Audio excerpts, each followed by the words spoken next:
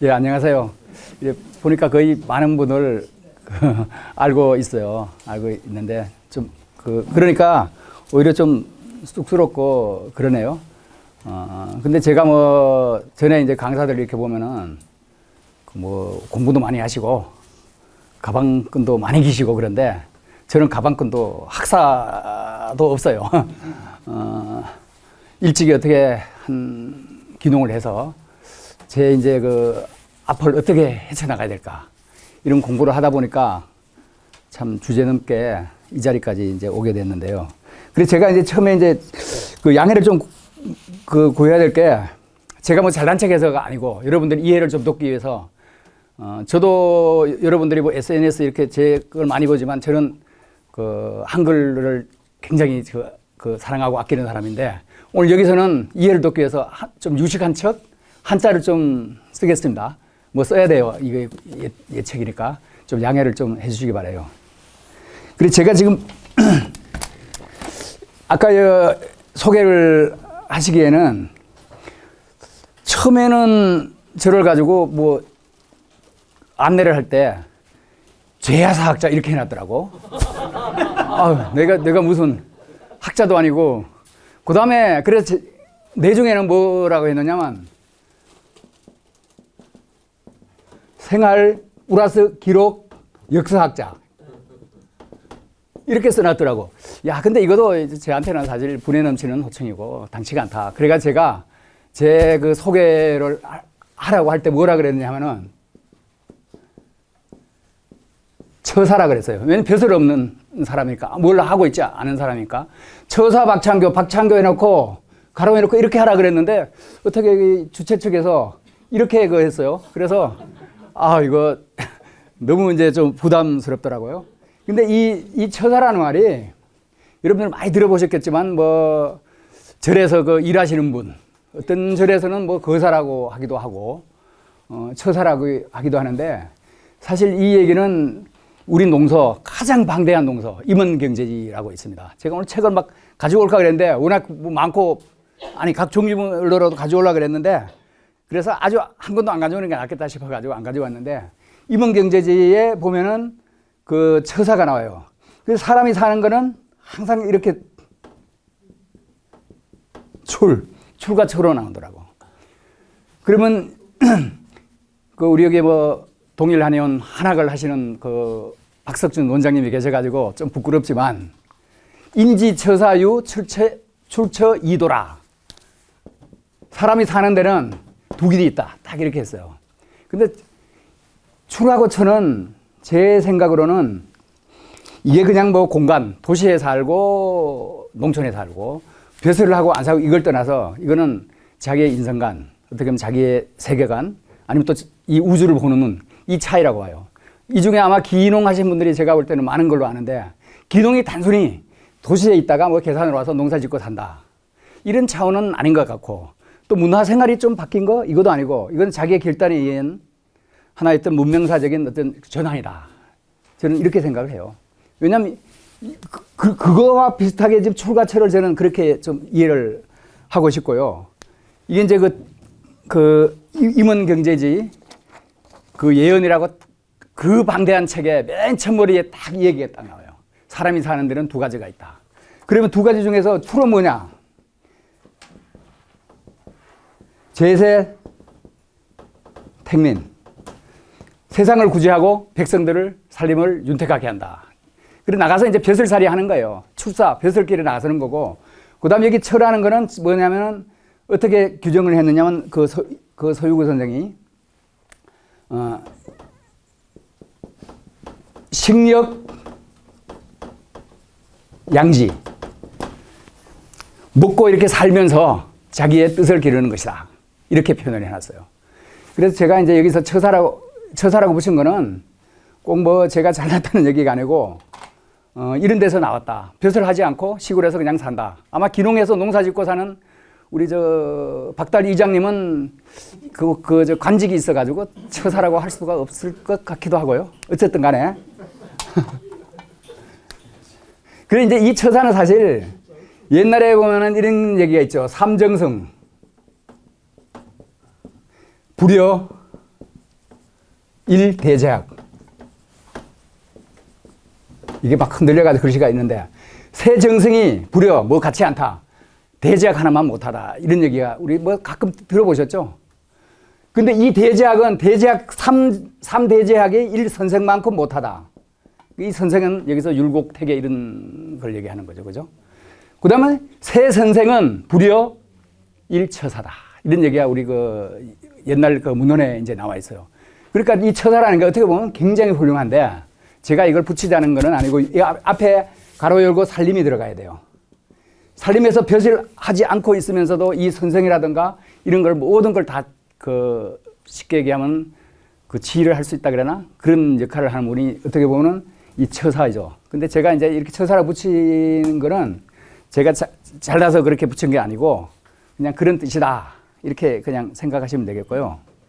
그 다음 저를 가지고 제가 이제 서로니까 바로 들어가면 또 재미없잖아요.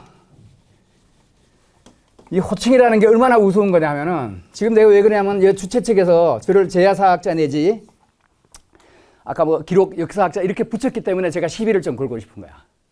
그래 제가 그 지난날 1990년대에 좀 젊을 때 그 백두산에 대한 인문지리서를 한 건 그 편저한 적이 있어요. 1993년도에. 그랬더니 어떤 사람들이 저를 불러내 가지고 거기다 뭐라고 붙이느냐면, 이게 흔들려서 좀 죄송합니다. 그냥 이렇게 붙이는 거야. 백수사 한번 갔다 와서 그 책 썼다고. 이 호칭이 얼마나 웃기는 거야. 그 다음에 어떤 데는 지역신문에서 제가 뭐 여러 차례 언급이 뭐 이렇게 막 했는데,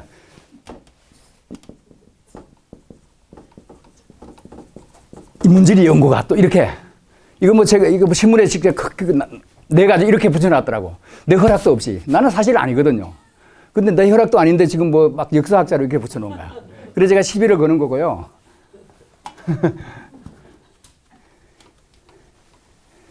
그래서 이 호칭이라는 게, 근데 제가 사실 이게 1991년도에 백두산을 넘어가고 싶어가지고 다녀왔어요. 그러니까 한중투교 들이죠. 근데 1990년도에 그 사람과 산이라는 어떤 잡지가 있어요. 산악 잡지.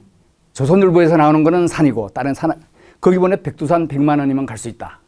여기 딱 착안을 해가지고 기획을 해가지고 갔다 왔어요. 그러려면 안기부 교육도 받아야 되고 엄청 그리고 그 중국에서 누가 초청을 해야 돼. 얘야 조카야 보고 싶다. 그 중국 편지지 구해가지고 거짓말로 그 해가지고 실제 그렇게 해가지고 13박 14일을 이제 그 백두산을 갔다 왔어요. 아마 어떻게 보면은 한중 수교전에 그렇게 간 분들이 그렇게 많지 않을 거예요. 그래서 제가 이제 혼자 간 게 아니고 그것도 팀을 꾸려가지고 조직을 해서 그렇게 한번 갔다 온 적이 있거든요. 이제 그래서 백두산 얘기가 나온 거고, 이따 또 뭐 다른 얘기 하면서 하는데요. 근데 사실 제가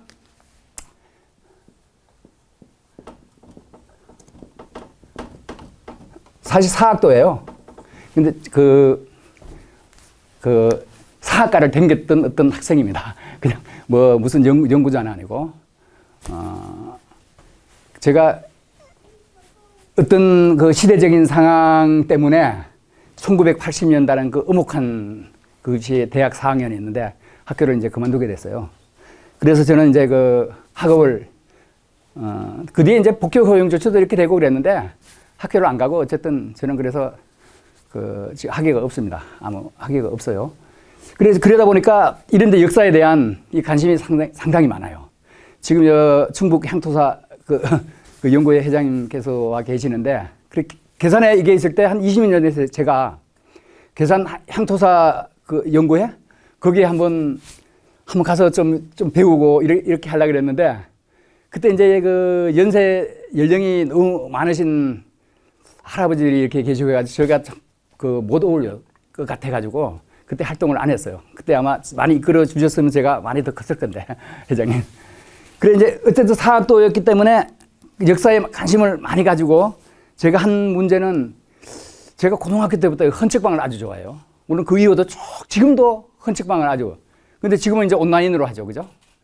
뭐 코베이 옥션 내지 아니면 뭐 북 아일랜드 또 고고북 이런 데서 항상 그걸 하는데 이제 이렇게 하다 보니까 제가 1938년도 조선 청독부 경찰관서 직원록이라는 걸 제가 오래전에 찾아가지고 헌책방에 다니면서 이걸 1992년도에 그 당시에는 반민족 문제연구소, 지금은 민족문제연구소죠.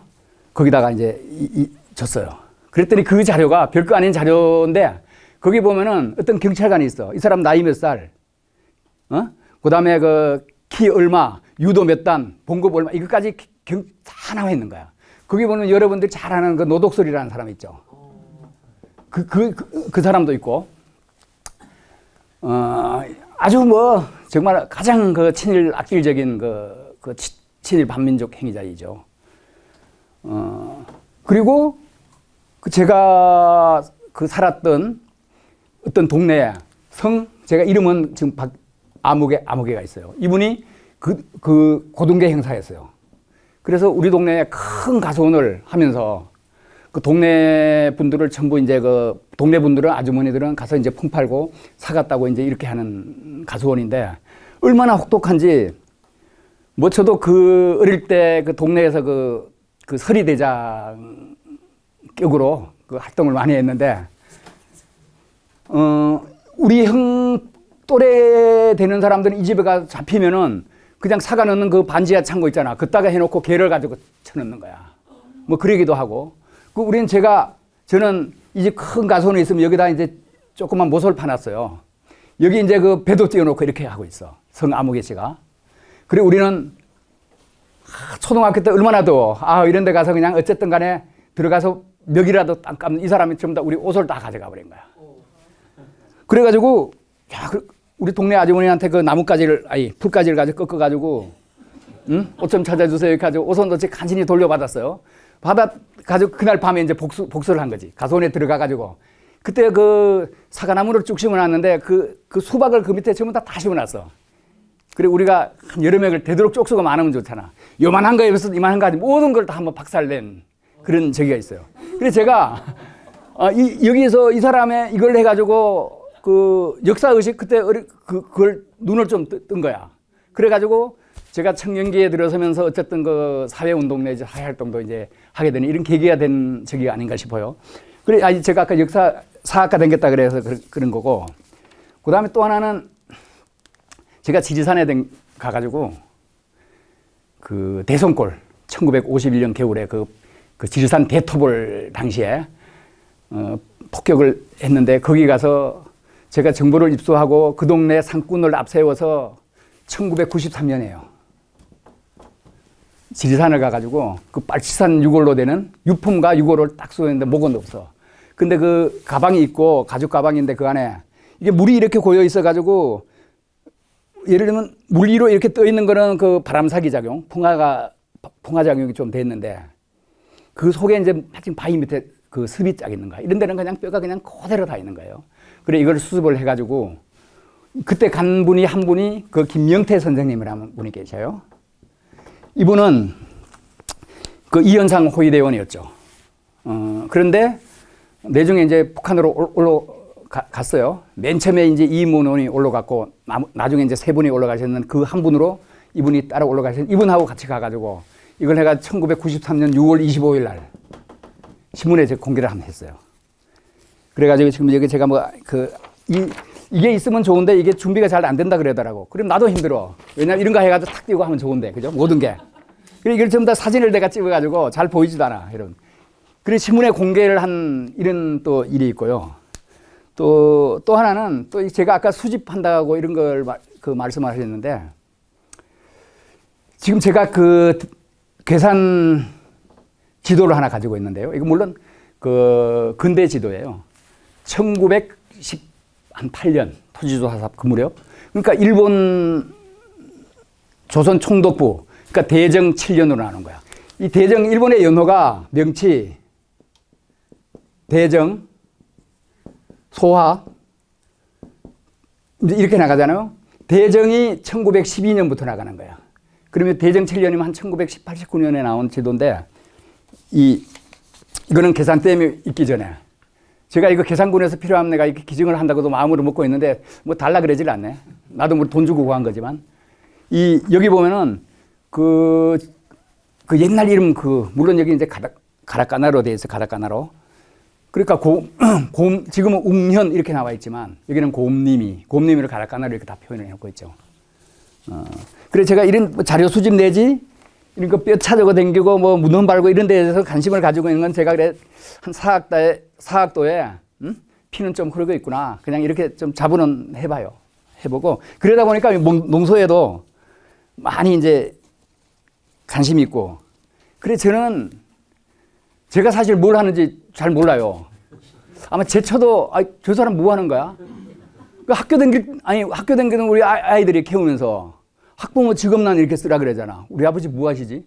농사는 열심히 짓는 것 같고 무엇도 술도 많이 먹고 돌아다니기도 엄청 돌아다니고 하는데 제 직업은 사실 내가 쓰려 그러면 나도 지금 아까는 뭐 처사라고 이렇게 했지만 할 게 없으니까 그랬지만 제가 뭐 하는 사람인지 사실 잘 몰라요.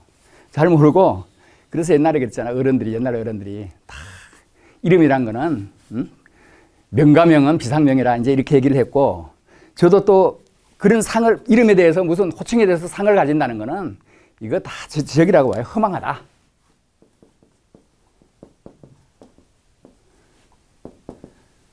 허망. 저는 그렇게 생각해요. 그래 어떤 우리가 상을 가지고 어떤 누구를 가지고 이름을 가지고 이렇게 딱 본다 이렇게 했을 때는 벌써 우리가 거기에 사로잡혀 있다는 거지. 우리가 그런 걸 다 부스라서 생활하면 참 더 가볍게 생각할 수 있는데 그래 저는 없는 게 차라리 아무것도. 그래 박창규님 이렇게 하면 그게 가장 어떻게 보면 좋다고 생각하고요. 어차피 저는 농촌이 기농에서 산골까지 갔다 왔는데 하저민촌에 해발 600에서 한 10년 살다 내려왔어요. 그래서 지금 칠성에 내려온 지 한 2, 3년 되는데 어차피 궁벽한 산골에 사는 이 한미한 사람이다. 저는 그렇게 생각해요. 근데 제가 이제 옛날에 70년대 이럴 때 잡지가 나왔어요. 뿌리 깊은 나무 뭐 이런 거. 근데 거기서 책을 낸 게 있는데 수모 사는 외톨박이라고 지금 아직도 가지고 그때 산 책을 가지고 있는데 그 2권짜리가 있어요. 저는 아주 성격으로 보면은 나가서 뭐 활동하는 것도 좋아하는데 어쨌든 저는 그 수모 사는 외톨박이가 상당히 좋다. 저는 이렇게 생각하고요. 그래서 지금 오늘은 뭐 요 정도로만 지금 서론 지금 말씀드렸고요. 서론이 그렇게 길어. 네? 아니 12를 좀 걸어야 되잖아. 12를 걸어야 되니까. 왜냐면 이쪽에 12를 걸었기 때문에. 그래 오늘은 제가 이제 그러면 또 농소하고 어떻게 제가 가까이 하게 됐는가. 농소와의 인연. 그다음 그럼 농소라는 게 도무지 뭐냐. 그다음에 농소와 계보의 내용. 이거 하려고 그러면 몇 시간 해도 사실 모자라기 때문에 제가 간략하게 할 거예요, 이따가. 그다음에 농소를 쓴 조선 기농자들. 이건 아마 다른 거는 뭐 책 봐가지고 이렇게 알 수 있는 거지만 제가 그동안에 쭉 공부한 거를 가지고 기농자 한 6분을 이 자리에서 한번 소개를 해드릴 거예요. 아는 분도 많을 거예요. 근데 그분들의 속속들은 잘 몰라서 그렇지 그분들이 왜 기농을 했고 어떻게 살다가 어떻게 가셨는지 기농한 분들 혹시 나는 어떤 행에 맞을까 이런 것들 한번 해볼까 하고요. 그 다음에 참 우리가 농소가 많지만은 근대 농소 중에 하나는 일본 식민지 시대 때 관리인 다카하시 노보루라는 사람 있죠. 조선반도의 농법과 농민이라는 책을 쓴 그 부분에 대해서 잠깐은 내가 언급을 한번 해드리고 싶고요. 시간이 된다면. 그 다음에 농소를 지금 어떻게 그러면 우리가 활용을, 왜 이건 농소에 고리타분하고 허무맹랑하다고 할 수 있는 이걸 가지고 왜 우리가 공부를 해야 되는가. 그걸 어떻게 우리가 현대, 오늘날 활용을 할 수 있는가. 이런 데 대해서 이렇게 한번 얘기를 한번 쭉 한번 해 나가겠습니다. 그러니까 제가 1995년도에 농촌에 들어왔습니다. 그러니까 이때는 기농이라는 말이 있기 전에요. 근데 이거 참, 아마 제 삶이 굉장히 굴곡이 굉장히 크고 엄청 다이나믹해요.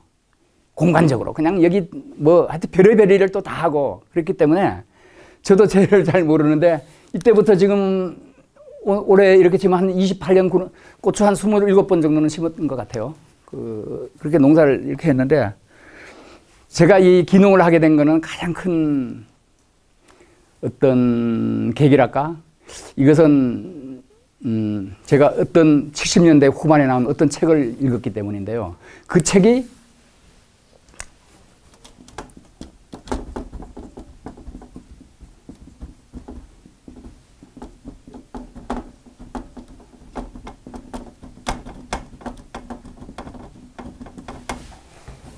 잘 아는 분 아시죠? 이게 79년도에 초판이 나왔는데 아직 가지고 있어요. 이거는 이호덕 선생님이 그 농촌 아이들의 글을 모아서 어떻게 청년사회에서 그 당시에 냈는데 최초에 아마 이런 농촌 아이들 글을 최초로 그 책으로 만든 게 아닌가 싶어요. 근데 여기 보면은 여기에 글 쓴 사람들이 대체로 1955년에서부터 1965년 이 정도까지 요즘 말하자면 베이비 부머들의 글을 요 책에 모아놓고 있어요. 그래, 그 가운데가 이제 1958인데 제가 또 그렇게 딱 돼 있고, 이 책을 보면서 그 당시만 해도 참 이농, 참 흰 고개, 검은 고개, 목마른 고개는 뭐 팍팍한 서울길 몸팔러간다, 마치도 있고 막 그렇잖아요. 이 시절에 그 이농이, 저도 시골 농촌에 살다가 왔지만 이농이라는 이거 생각하면 굉장히 그냥 가슴이 그냥 저미고 좀 이런 게 있었어요. 그래서 이 책에서 그 아이들 글 모아놓은 것이 저한테 그냥 팍팍 들어오더라고.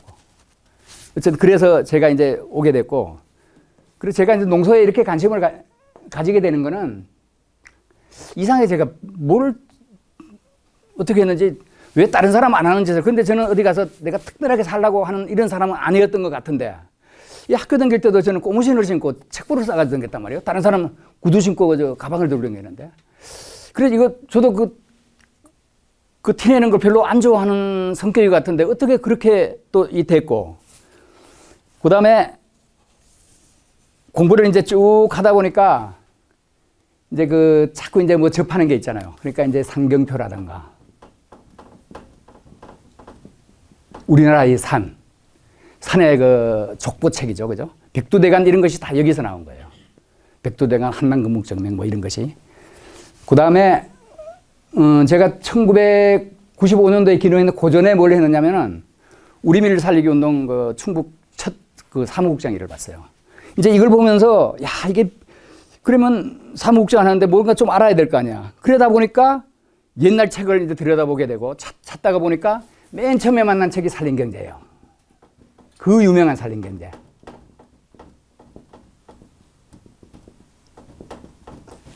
산림경제. 또 이런 책을 또 만나게 돼서, 그는 이 당시에 이건 혼자 보기 아깝다 그래가지고 제가 우리밀 살리기 운동 본부가 저는 가톨릭 신자는 아닙니다만 가톨릭하고 이제 많이 밀접이 돼서 청주 교구에 이 사무실이 있었어요. 그래서 그때 청주 교구 그 가톨릭 농민의 사람들하고 이 책을 가지고 20권을 복사를 해가지고 딱 돌린 게, 내중에는 이 책이 저도 모르게 내중에 그러는 거야.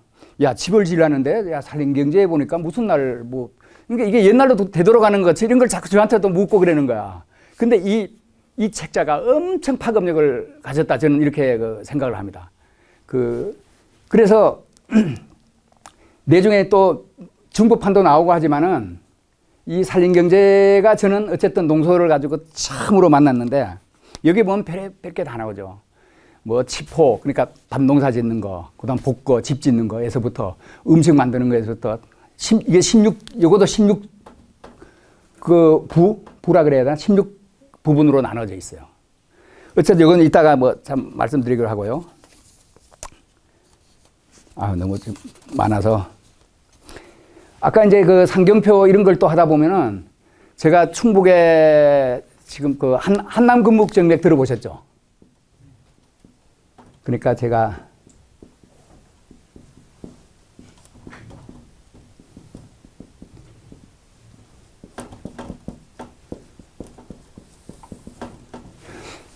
한강 남쪽, 금강 북쪽의 산세를 모두 아울러서 한남금묵정맥이라고 하죠. 이것은 여기 나와요. 이거 신경준이가 지었다고 하는 상경표에 나오는 건데, 이게 속리산 천왕봉에서부터 안성 축장 그 칠연산 그 죽산 거기까지 이어지는 산을 제가 1994년도에 왜냐하면 산이 백두대간 같은 데는 산이 높기 때문에 그 장가지 이런 게 없잖아요, 나무가.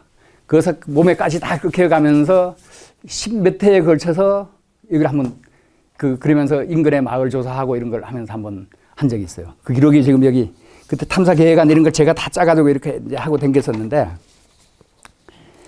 또 그런 게 있고 그 다음에 아까 우리밀 하고 이제 이렇게 하다 보면 산림계제부터 그 다음에 우리밀 식당을 하다 보니까 이 사업을 벌이다 보니까 우리밀 살리기 운동에서 전국에 처음으로 우리밀 식당을 만들었어요. 1994년.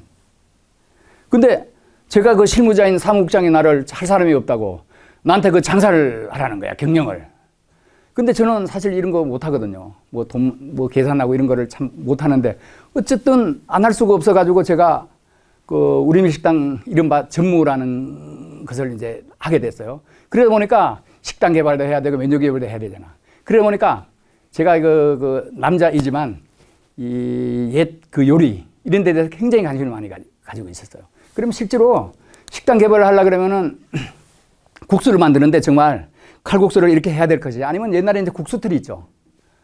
그 실린더 이렇게 돼가지고 피스톤 돼가지고 이렇게 쫙쫙 밑으로 쫙 나. 밑에 탕국을 끓여가지고 뭐 그런 거에서부터 연구를 이제 옛날에 있던 거 연구가 아니고 어떻게 이거를 그 현실화 시킬 건가. 또 그런 것도 한번 해봤고 그 다음에 이제 그 우리밀로 만두를 만들면은 만두 안에 또 만두를 한 10개씩 넣는 이런 왕만두가 있더라고. 옛날 고려시대 이런 게 문헌에. 그래 이런 것도 한번 생각을 해보고 이러다 보니까 또 농소하고 자연직 농소라는 게 사실 조리소도 농소에 들어가요. 음식 관련서도. 그래서 그런 걸 이제 접하게 됐고 또 하나는 또 제가 이제 이런 관계 일을 하다 보니까 흙집. 또 제가 별의별 게 다 쓰셨죠. 흙집에 대해서 하는데 1994년도 그때 그 살림터 모임을 만들어 가지고 그게 이제 충북 청원군 낭성면 기레리에 그 흙집 마을이 생겨가지고 그때 아마 전국의 온 신문들이 그냥 난리를 한번 지긴 적이 있어요. 그래 막 우리 집에도 하도 찾아오고 그래가 나는 토요일 주말 되면 도망을 갔어. 왜냐면 하도 만나지 않는 사람이 많아가지고 그런 적이 있는데 요 준비를 하면서 제가 여러분들이 한살림 거의 관련자들일 건데 1995년 3월 4월 소식지에다가 한 2쪽 반짜리 글을 한번 쓴 게 있어요. 고두미에 흙집 짓고 살고 팔아.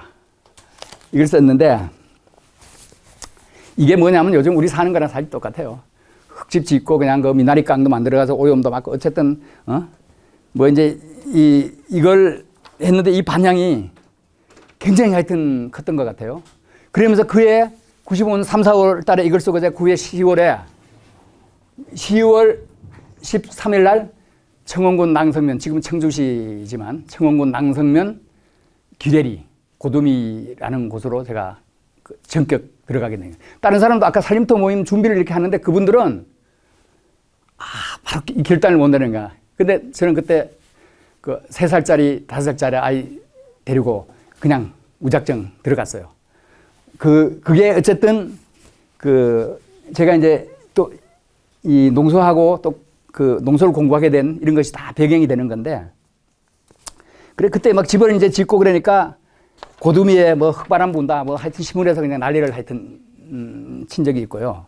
그러면서 마침내 이제 그 집을 짓고 그랬는데 다른 사람들 우리가 한 번도 안 해본 일이야. 한옥을 짓는데 5채를 딱 짓는 거예요. 지면서 또 실무자가 없으니까 저한테 저기를 하라는 거야. 그거 다 관리하라고. 그래 제가 뭐 한옥을 뭘 알아요. 모르잖아요. 그래 그 도편수 그때 한 80대 되는 이런 분들 옆에서 이렇게 하다 보니까 배운 거야. 제적 뽑고 뭐 그러니까 물목 뽑는데. 근데 그분들은 연세가 많다 보니까 자꾸 이제 실수를 하시게 돼요. 우리는 그때만 해도 제가 이제 총기가 좀 나이도 젊고 하니까 총기도 있고 하니까 그런 걸 바닥바닥 하는 거야. 잘 알아먹고 해가지고 집 짓는데 그냥 제적도 그냥 금방금방 뽑고 이렇게 돼가지고 제가 이 집 짓는 일로 또 나가게 됐어요.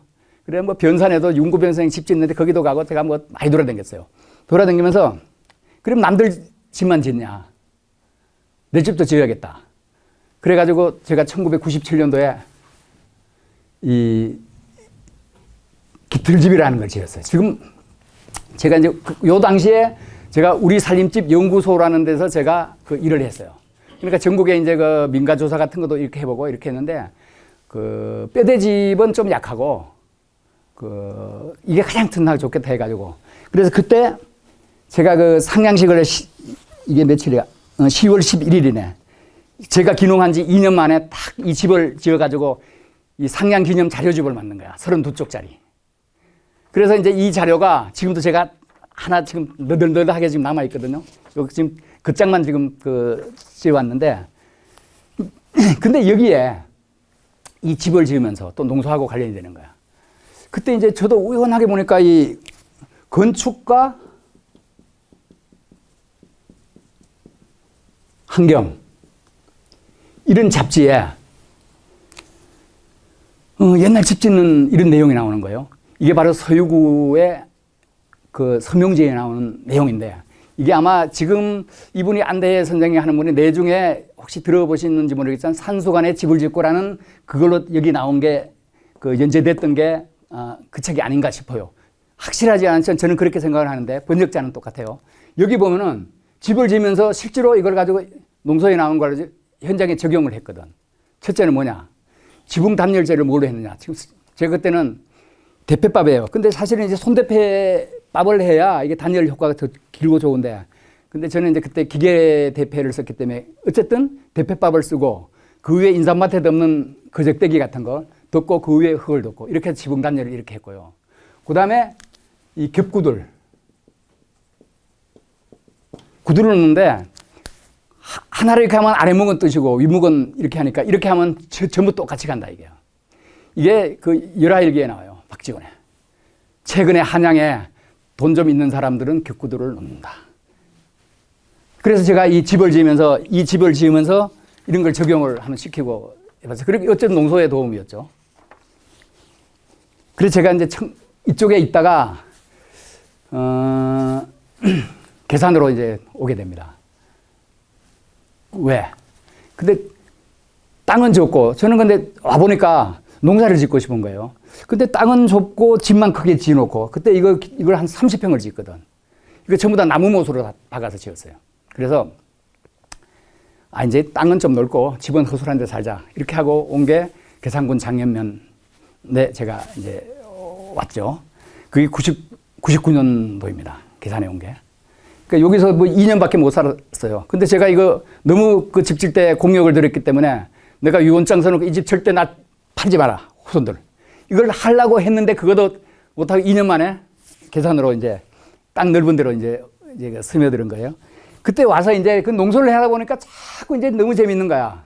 공부를 하다 보니까 임원경제지라는 책을 그때 처음 만났어요. 그래서 1999년도 제가 12월 달에 이게 한문으로 된 25권짜리 이게 그 당시에 저는 돈도 없었는데 이게 17만 5천 원이더라고.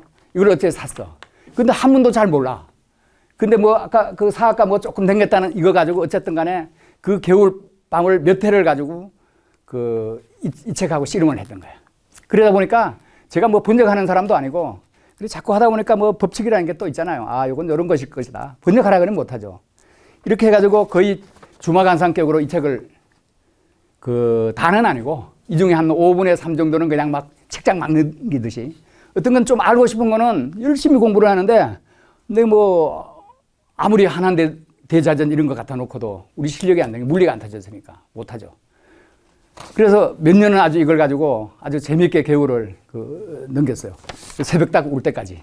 아주 그때가 참 좋았던 것 같아요. 근데 지금은 그 책들이 이제 번역이 돼가지고 지금 지금 다 내중에 이게 번역이 된 거는 이것도 참 우여곡절이 있는데요.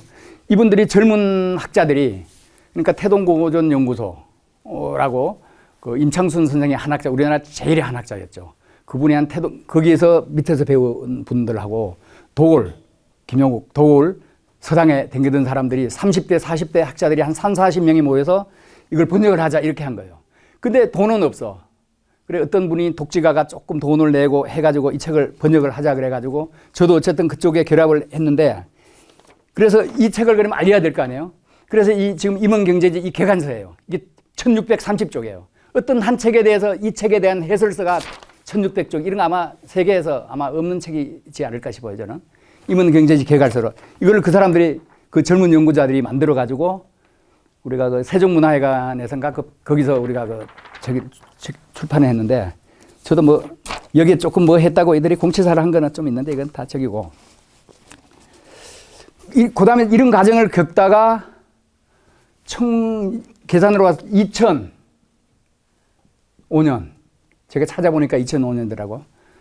그 사단법인 흑살림 이태근 회장이 그 하는 흑살림에서 전통농업위원회라는 걸 만들었어요. 그리고 지금 이우성 간사, 저기 지금 박달 이장님, 그때 간사하셨어요. 맞죠? 근데 제가 찾아보니까 2005년이야. 그래가지고 그때 그 한살림에 이렇게 그 포도주 같은 거 나오죠. 덕천포도원. 그 김성순 선생님.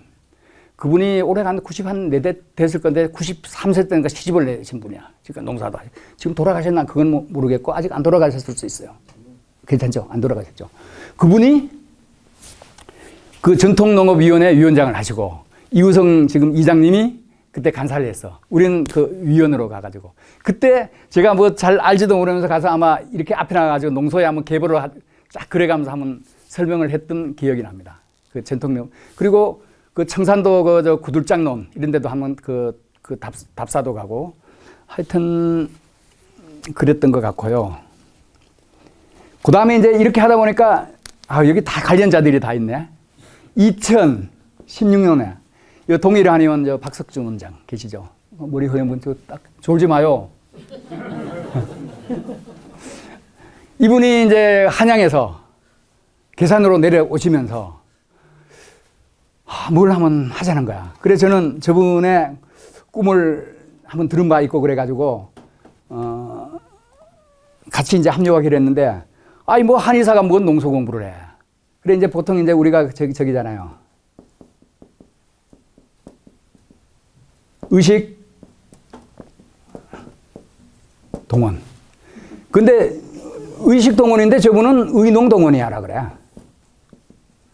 의학과 농업은 그 근원이 같아. 박석준 원장님이. 그래 이걸 한다는데 근데 제가 그때는 어디 있었냐면은 저 문경 산 넘어가 있었어요. 백두대가. 해발 한 600m 되는데 그 하조민촌에 10년 있다고 왔거든요. 그런데 이거 와서 한다는데 어떻게. 근데 저는 운전도 못해요. 지금까지 운전 한 번도 안 해봤어요. 못해요. 그래 제처의 도움을 받아서 그때 흑살림 그 연수원이 불정에 있는데 그까지 하여튼 제 기억으로는 8번인가 9번을 했는데 그게 농사직설이라고. 근데 우리 박석준 원장이 워낙에 한하게 밝으신 분이라 아주 지금 여기 제가 오늘 만날지 못 만날지는 모르는데 두 번째 강독 찾아보니까 이게 있더라고. 그걸 해가지고 전부 다 풀이를 해가지고 아주 공부를 해가지고 우리는 한학을 모르니까 농사에는 뭐 조금 안다 그래도 이걸 가지고 7번인가 8번을 한 거예요. 그래 여기서 참 배우는 게 참 이런 거더라고요.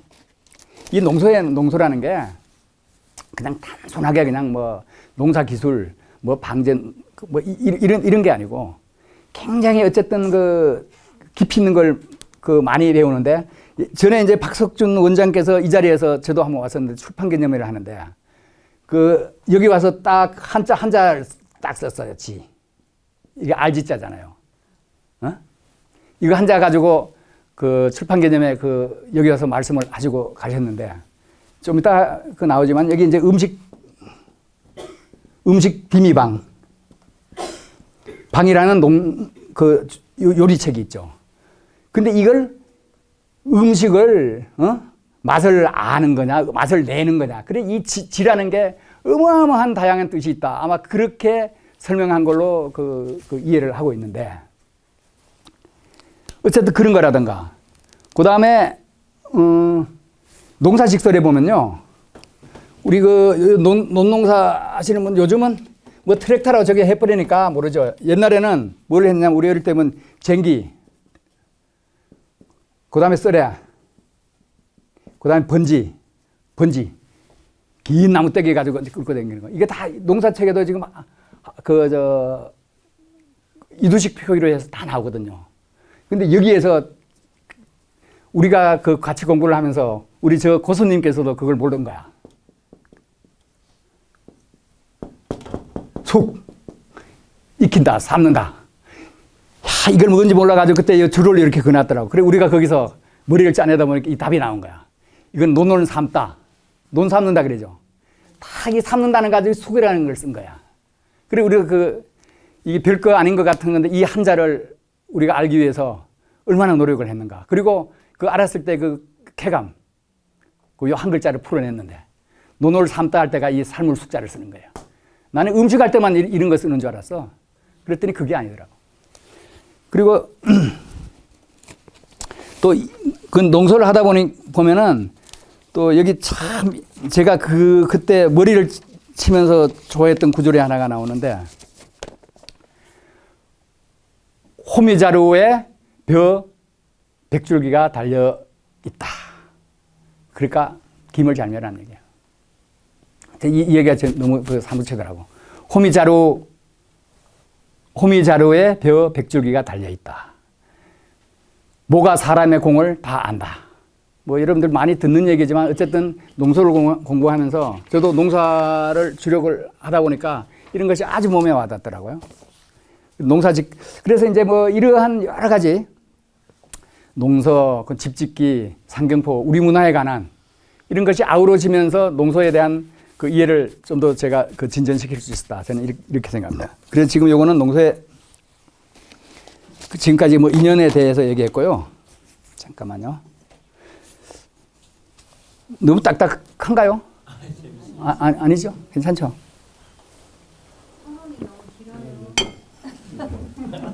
이제 본론 나가요. 그래서 근데 어차피 지역분들하고 또 이렇게 하면 저하고 또 얘기도 하고 왜냐면 이게 범위가 너무 광범위하고 하나하나 세부적으로 얘기하려면 이게 끝이 없기 때문에 차라리 그냥 이렇게 해서 농사가 이런 거다 하고 내중에 정말 궁금한 거 있으면 우리 같이 막걸리 한 잔 마시면서 얘기 또 할 수 있는 기회를 가지는 게 좋겠다. 뭐 이런 생각이고요. 몇 분인데 그럼 기로. 근데 제가 이제 저기 할게요.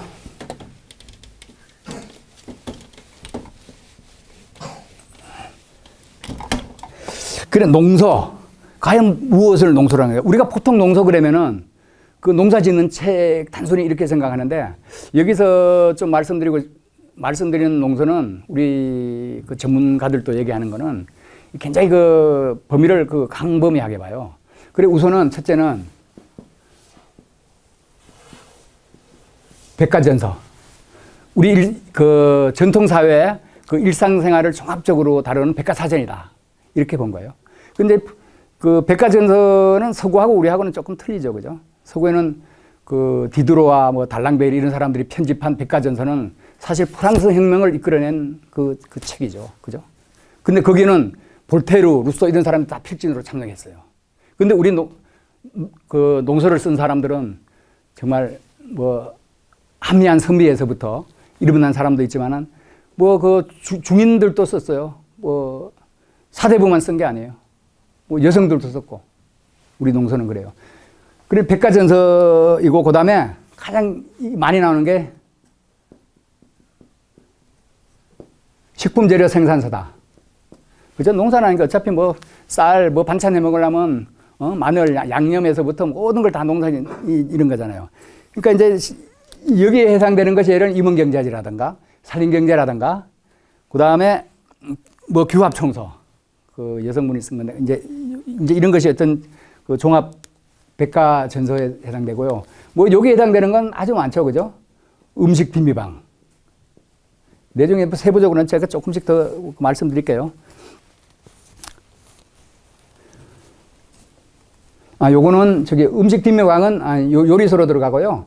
요거는 그 일반 농소에는 일반 농소가 있고 원령식 농소가 있고 일반 농소에는 우리가 가서 농사직설이라든가 농가집성, 뭐 가농소 아마 국사 시간에 옛날에 한 번씩 들어봤던 이름. 그죠? 이런 것이 주로 이제 그 일반식 농소가 되어 있고 원령식은 그 정학교라고 그 정약용 아들이 썼다는 농가 원령가. 그죠? 아니면 여기 고상안이 문경에 있는 어떤 분이 썼다는 농가 원령.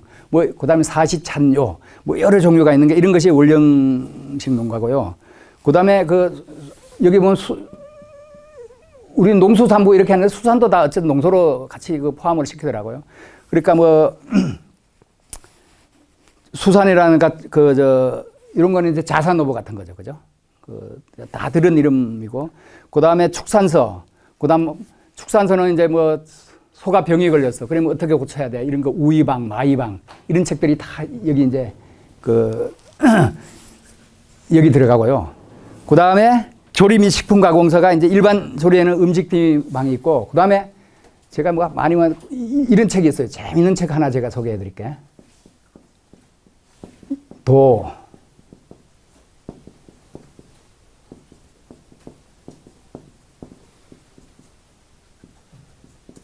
도문대작. 혹시 들어보셨죠? 이거 본 적도 많이 돼 있어요. 도살장 문 앞에서 크게 입맛을 쩍쩍 다신다. 이거는 허균 유명한 분이죠, 그지? 허균이 지은 그 음식 관련 서적이에요. 근데 이분이 그 강릉 대도부에서 강릉 사천면에서 태어났는데 아주 잘 사죠. 이 아버지는 그러니까 허엽이라고 그 동인의 당시는 제일 대빵이었죠. 허균의 아버지가. 그리고 이제 그 서인은 이제 이쪽이고, 그러니까 아주 뭐 잘 산 집이고 해가지고 내중에 좀 공공해지고 이렇게 하면서 옛날 그 맛있는 거 먹던 이 생각을 하면서 이 책을 쓴 거예요. 근데 이 사람 허균은 또 이거 말고도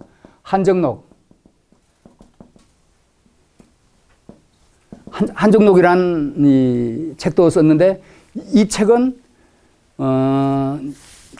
자기의 막판에 좀 쫓기게 돼요. 어차피 이분은 거해를 당하잖아.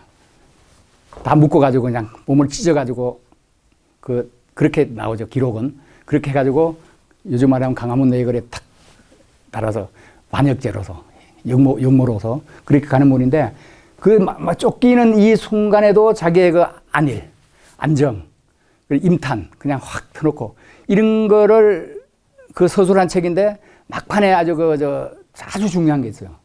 농사가 들어가 있어요. 한 챕터가. 거기에 우리나라 채소에 대한 게 가장 먼저 이렇게 많이 언급된 게 바로 이 한정록이라는 책이에요. 허균이 그래서 이분은 뭐 아주 재밌는 사람 아니에요, 그죠? 매창하고의 관계. 그렇지만 이분은 아주 그다음 스님하고의 어떤 그런 불경도 하고 그래요. 그러니까 조선 이런 선비 사회에서 이 사람을 잘 용납할 수가 있어요. 결국은 가는데, 어떤 아까 음식서적, 요게 도문대작이라는 게 있고, 아까 음식비미방, 그죠? 이런 책들이 있고, 그 다음에 이제 차 마시는 데 대해서 동다송이라고 조선 후기에 아마 그런 거 들어보셨을 거예요. 그런 책이 있고요. 그 다음에 구황이라는 건 굶주릴 때 먹는 거, 도토리 주워 먹고 이런 거. 그런 관련 책. 그 다음에 고구마, 종저보, 고구마 책. 그 다음에 이제 영양 및 응용 영양, 의서에 동의보감, 의방일치, 이런 게 다 어쨌든 이런 것들도 의서에 집어넣더라고, 전문가들이.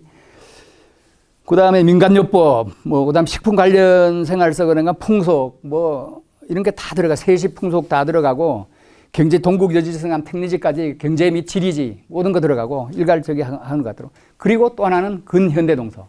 이게 참 많이 있어요.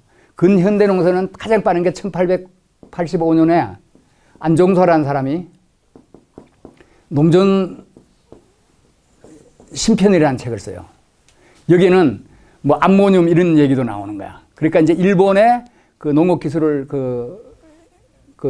들여와가지고 같이 책을 쓰는데, 이분은 신사유람단에 따라갔었는데, 내중에는 요즘 이게 외고의 앞잡이, 일본 놈 앞잡이다 그래가지고 길거리에서 도로를 맞아 죽어요. 안타깝게. 안종서라는 분이. 근데 지금 농소라는 건 대체로 이렇게 해가지고 농사짓는 농사기술서적 단순히 그것만이 아니고 식품의학까지 모든 걸 아우르는 책이다. 그게 또 유기적으로 결합이 될 수밖에 없었다고 저는 생각을 합니다. 그래서 전문가들도 아마 이렇게 광범위하게 그 범위를 잡아놓고 있는 것 같아요.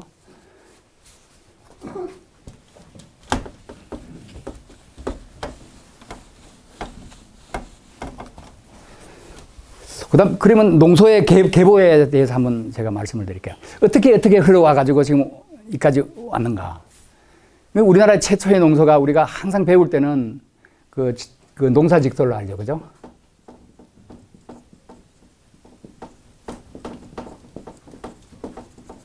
농사직설이 이게 1429년도 세종년간에 정초, 변효문 이런 사람들이 세종의 명예에 의해서 이 책을 짓는데, 그렇기 때문에 이걸 관찬이죠, 그죠? 관에서 찬했다. 이제 이걸로 보는 사람이 있고, 또 태종 때 농서비요, 제가 시간이 없어가지고 뭐 한자로 안 씁니다. 농서비요라는 책을 지었다고 하는데, 이 책은 내중에 한 조선 중기쯤 돼 가지고 자기 후손이 다시 필사를 했어요. 근데 이때 태종 때 쓴 게 확실하기 때문에 이걸 뭐 최초로 잡는 사람도 있고. 어쨌든 간에 뭐 최초는 중요한 게 아니고, 거기에 안에 내용이 어떤 게 담겨 있어서 일반 백성들한테 많이 이제 퍼져나가서 농사 그를 잘 지을 수 있느냐, 그건데 관건은. 요게 이제 간찬사서의 조선 초기에부터 이제 이루어져요. 중국은 사실은 한 2000년 전쯤에 농서가 있었어요. 한나라 초에. 그러니까 범승지서라고. 여러분들 아마 이런 책 다 지금 모든 게 다 번역되어 있어요.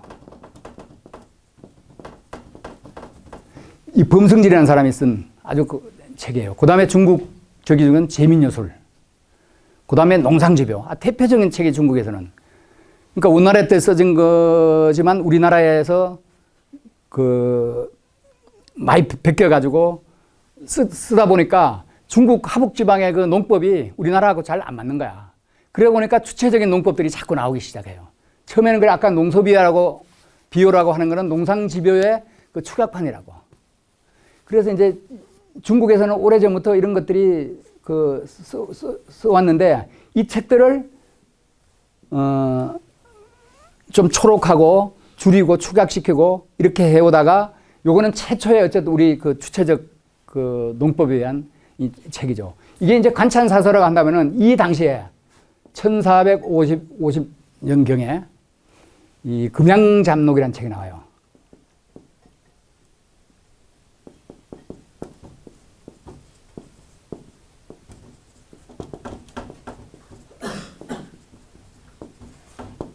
금양, 이불 금자죠. 이 금양이 지금 어디냐면은, 이따가도 또 얘기 또 나올 거예요. 지금 경기도 시흥, 그 다음에 광명, 그쪽을 옛날에 금양이라 그랬어요. 근데 이제 이분은 금양잡록이라는 농서를 쓰는데, 쓴 사람은 많이 들어보셨을 거예요.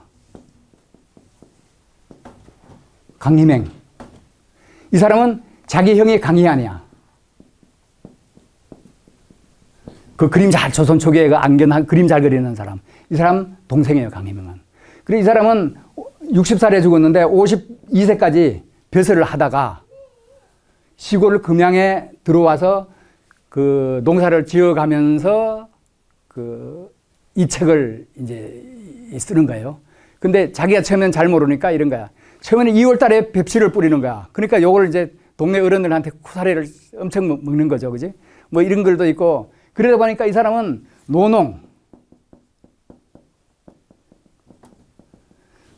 얘기를 참 많이 하나. 아마 기농자들도 이렇게 오면은 동네 어른들하고 요번에 무엇입나 컨닝도 하고 아니면 또 상의도 하고 이제 이렇게 하잖아요. 그 식으로 이 사람도 사실 그런 게 초보자니까 그래 노농가의 대화를 굉장히 이제 강하고 그런 내용들이 이 책에 많이 나와 있어요. 금양잡록에는. 이제 이렇게, 그때도 뭐 다른 주요한 책만 제가 다 꼽을게요. 이거 뭐 몇백 거 되는 거를 지금 저도 다 지금 기억도 못하고 여기 설명해봤자 지금 의미가 없을 것 같아요. 그 다음에 이제 16세기 이렇게 되면서 강해군 연간 이렇게 되면서 아까 얘기했던 허균의 이제 한정록 같은 이런 책이 나오고요. 개인 책들이. 그 다음에 이때는 농사직설하고 금양장록하고 또 하나가 사시산요초라는 책이 있어요.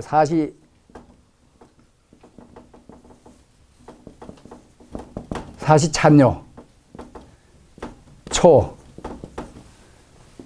이건 사시찬년 중국 당나라 때 이 책인데 이걸 우리나라 사람들이 초록을 조금 줄여서 해놨는데, 그러나 이 책이 꼭 중국 그 내용을 반드시 100% 줄였다 이건 아니고 우리 실정에 맞게, 그리고 여기다 토도 달아놓은 거야.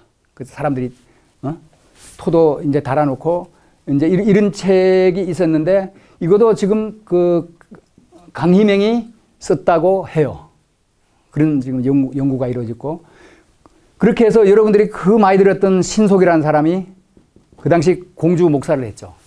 그리고 농가집성이라는 책을 이제 쓰는데,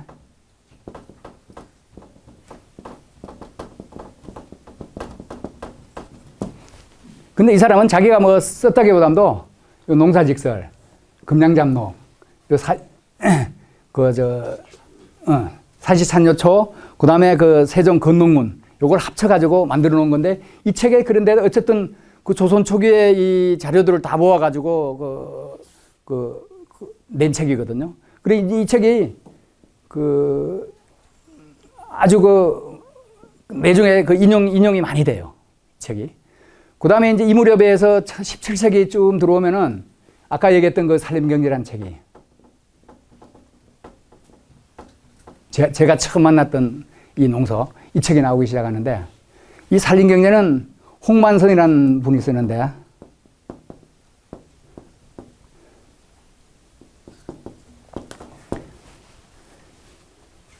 우리나라 해동 이적이라든가 도교 서적을 많이 쓴 홍만종의 육촌 동생인가 사촌 동생인가 그렇게 돼요. 이분이 처음에는 이게 산림경제를 누가 썼는지 이걸 아무도 몰라가지고 헤매다가 결국 찾아낸 게 이제 홍만종이라는 사람인데, 저도 고소를 좀 들어가지고 있지만, 이 보면은 조선 박물지라는 책이 있어요. 그거는 증보 산림경제를 가지고 조금 줄여가지고 옮겨놓은 건데, 이거 가지고 정다산이 있었다는 거야. 다산정약용이. 이 식으로 왜곡이 돼 있고, 왜곡이라고 남도 잘못 알려져 있고. 그런데 어쨌든 이 책이 굉장히 중요한 역할을 하는데요. 그야말로 개념도 딱 이렇게 된 거야. 산림경제. 아까 이게 산림에는 간 임원이랑 마찬가지예요. 이건 산림은 처예요. 요건 초리고 경제 밖에 나가 사는 건데, 이 책이 내중에 어디까지 나가느냐 하면은 정보 산림경제.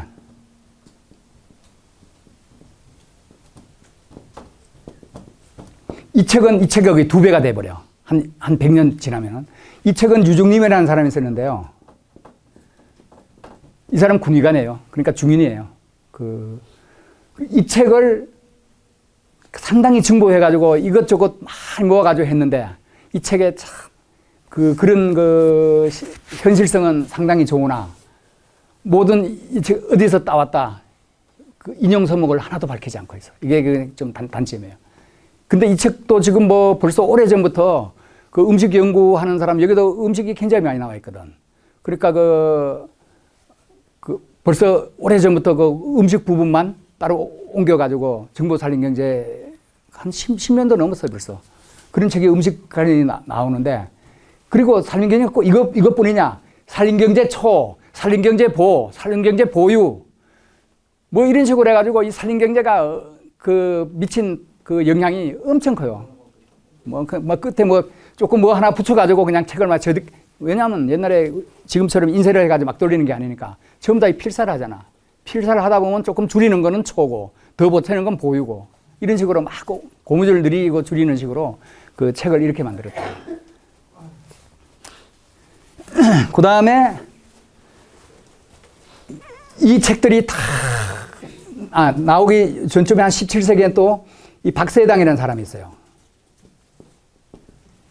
여러분들 이름 많이 들었죠? 사문난적, 사변록 이렇게 써가지고 윤유하고 박세당은 이 주자학, 모든 게 그 당시에는 주자학이라는 이론에서 꽉 짜진 송시효를 중심으로 여기 있는데, 이 사람은 해석을 달리 하는 거야. 중국에서 학자의 해석과 달리 하니까 전부 총공격이 들어오는 거야. 그죠? 그리고 윤유라는 사람은 결국은 어쨌든 약 먹고 죽게 되잖아요. 이 사람도 막판에 어떤 고통을 엄청 당하는데 그 내중에 박세당의 그 이른바 그 색경. 이 색이라는 거는 이게 벼하자가 들어가잖아요. 아이고.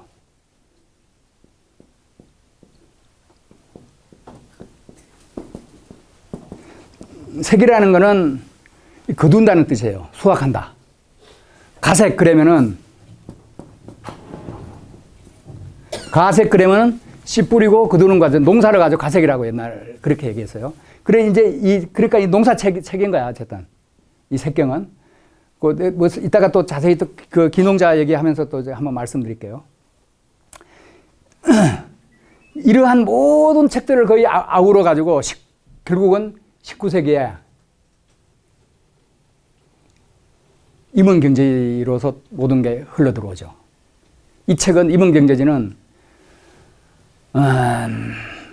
113권. 그러니까 책을 아마 진짜 그 113권에 그 어마어마한 그 거질의 이 책인데요. 이게 아까 산림경제처럼 16지로 나누어지는데 모든 각 분야에서 가장 방대한, 그리고 여기도 써놨어요. 임원경제지 서문에도. 우리가 지금 뭐 책들이 참 많은데 다 그거를 볼 수 있는 필요도 없다. 우리 실정에 맞게 되는 것만 뽑아 모았다. 물론 중국 거도 인용 문헌은 중국이 훨씬 많죠. 문헌이 많으니까. 그 인용 문헌이 중국계 많지만은 어쨌든 우리 거하고 같이 섞어가지고 하는데 이 아마 그 책 종수가 아마 850종 제가 알기로는 기억하기로는 어마어마한 그 인용 문헌을 해서 물론 자기 책도 많아요. 자기 책도 자기는 벌써 이미 그 이따가 또 한번 그 나오겠지만은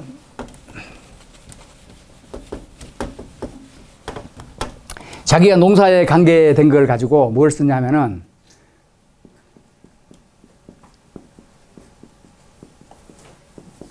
행포지 이걸 쓰고요. 자기가 또 음식에 관련된 거를 이 사대부의 남자 뭐냐면 다 이거 먹을 식자가 들어가요.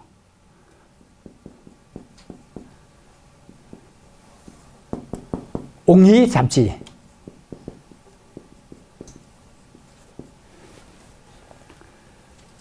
그 다음에 자기가 뭐 실용기구 만들고 이런 거 서명지에 나오는데 이런 거는 금화경도기. 이미 자기 개인 주소를 상당히 많이 가지고 있고요. 이런 걸 자기 또 임원경제지에 다 이제 그 인용을 하면서 하는데 다행히 다른 책들은 다 있는데 이 책은 이 음식책 이게 아마 어마어마하게 방대하리라고 생각되는 건데 이게 한 200개 정도만 인용이 되고 나머지는 인용이 못하고 이 책은 지금 전해지지 않아요.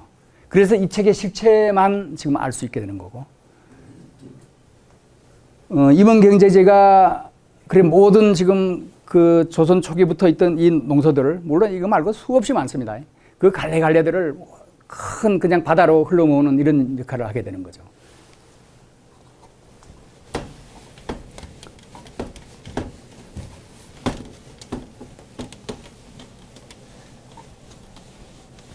아까 임원경제지 제가 잠깐 말씀드렸지만 그 해설책만 개간서만 해도 1600쪽이 되니까 그죠? 각 지에 대한 쭉 해설을 그 젊은 분들이 다 설명을 붙여. 이 책은 무슨 책이다. 무슨 책에서 무슨 책에서 인용을 했다. 다. 그러니까 그 책 한 권 해설을 하는데 그 정도면은 이 얼마나 방대하다는 거 아시겠죠. 근데 여기는 이 책은 뭐 단순히 뭐 농사에 관계되는 게 한 10개 정도 되고요. 요게 아까 제가 맨 처음에 말씀드렸던 식력에 관계되는 거예요. 그 다음에 뜻을 기른다. 요게 한 6개 돼요. 여기는 이운지 같은 건 자기 취미생활, 문화예술 이런 게 굉장히 많습니다. 그리고 뭐 등산할 때 가지고 가야 될 뭐 도구, 그 낮잠 잘 때 자는 의자 이런 거. 그 다음에 참기름을 짜는 기계를 어떻게 또 만드느냐. 모든 게 이제 나와 있는데 여기는 이제 예를 들면 본리지. 이게 밑본자자요. 본전을 던져가지고 이익을 얻는 게 이게 농사다 이렇게 보는 거예요. 그래서 농사의 아주 개괄적인 책인데, 임원경제지에서. 그래서 이름을 본리지라고 붙인 거예요. 그 다음에 관유지. 관, 물을 댄다. 관계사, 그죠? 휴는 밭이랑이에요. 그 다음에 만학지. 늦을 만에 대울, 만학지는 나무 심는 거. 예원지 그러면 꽃. 근데 꽃 심고 이런 거는 다 양지에 해당되는 거예요. 그 다음 자기 취미생활 하는 거 양지에 해당되죠. 그 다음에 여기 전공지 그러면 뽕나무 심어가지고, 누에 쳐가지고, 천 짜는 거. 그 다음에, 물고기 잡고, 뭐, 이거 어로도 다 있어요. 남로 어목지를 서유가 쓰기도 썼지만, 그것도 다 있고, 그 다음에, 경제. 우리 재산을 요즘 말하자면 재테크는 아니고, 재산을 어떻게 잘 관리를 할 것인가. 뭐, 예규지. 이런 것도 있고, 어쨌든 16지로 나눠져요. 그 중에 또 하나는 가장 이 중에서 많은 거는 인재제예요. 어질이네.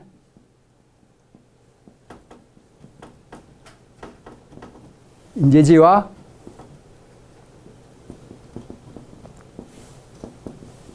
보양지.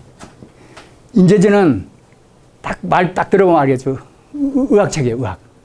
이게 동의보감이 우리나라는 그렇게 방대하다고 하지만은 이 인재지 자체만이 이미 동의보감을 훨씬 뛰어넘는 그 작이에요. 그리고 그 동의보감을 포함한 다른 의서들을 더 방대하게 모아놓은 거고. 이 보양지는 뭐 우리가 볼 때는 보호하다 이런 걸 안 쓰고 포초를 썼더라고. 근데 이거는 예방의학이야. 전기신을 어떻게 기를 것이냐. 그러니까 서유구가요. 이 책을 쓴 풍석 서유구라는 사람이 82세까지 사시는 거예요. 지금으로 치면 제가 볼 때는 백수가 된다고 봐요. 왜냐하면 조선시대, 제가 그래서 궁금해가 한번 찾아본 거예요. 이번에 공부하면서. 조선시대 사람들이 평균 수명이 얼마나 되냐. 놀라지 마세요. 35세예요. 그리고 양반들은 50에서 일반 백성 한 56 대체로 이렇게 나온 것 같아요.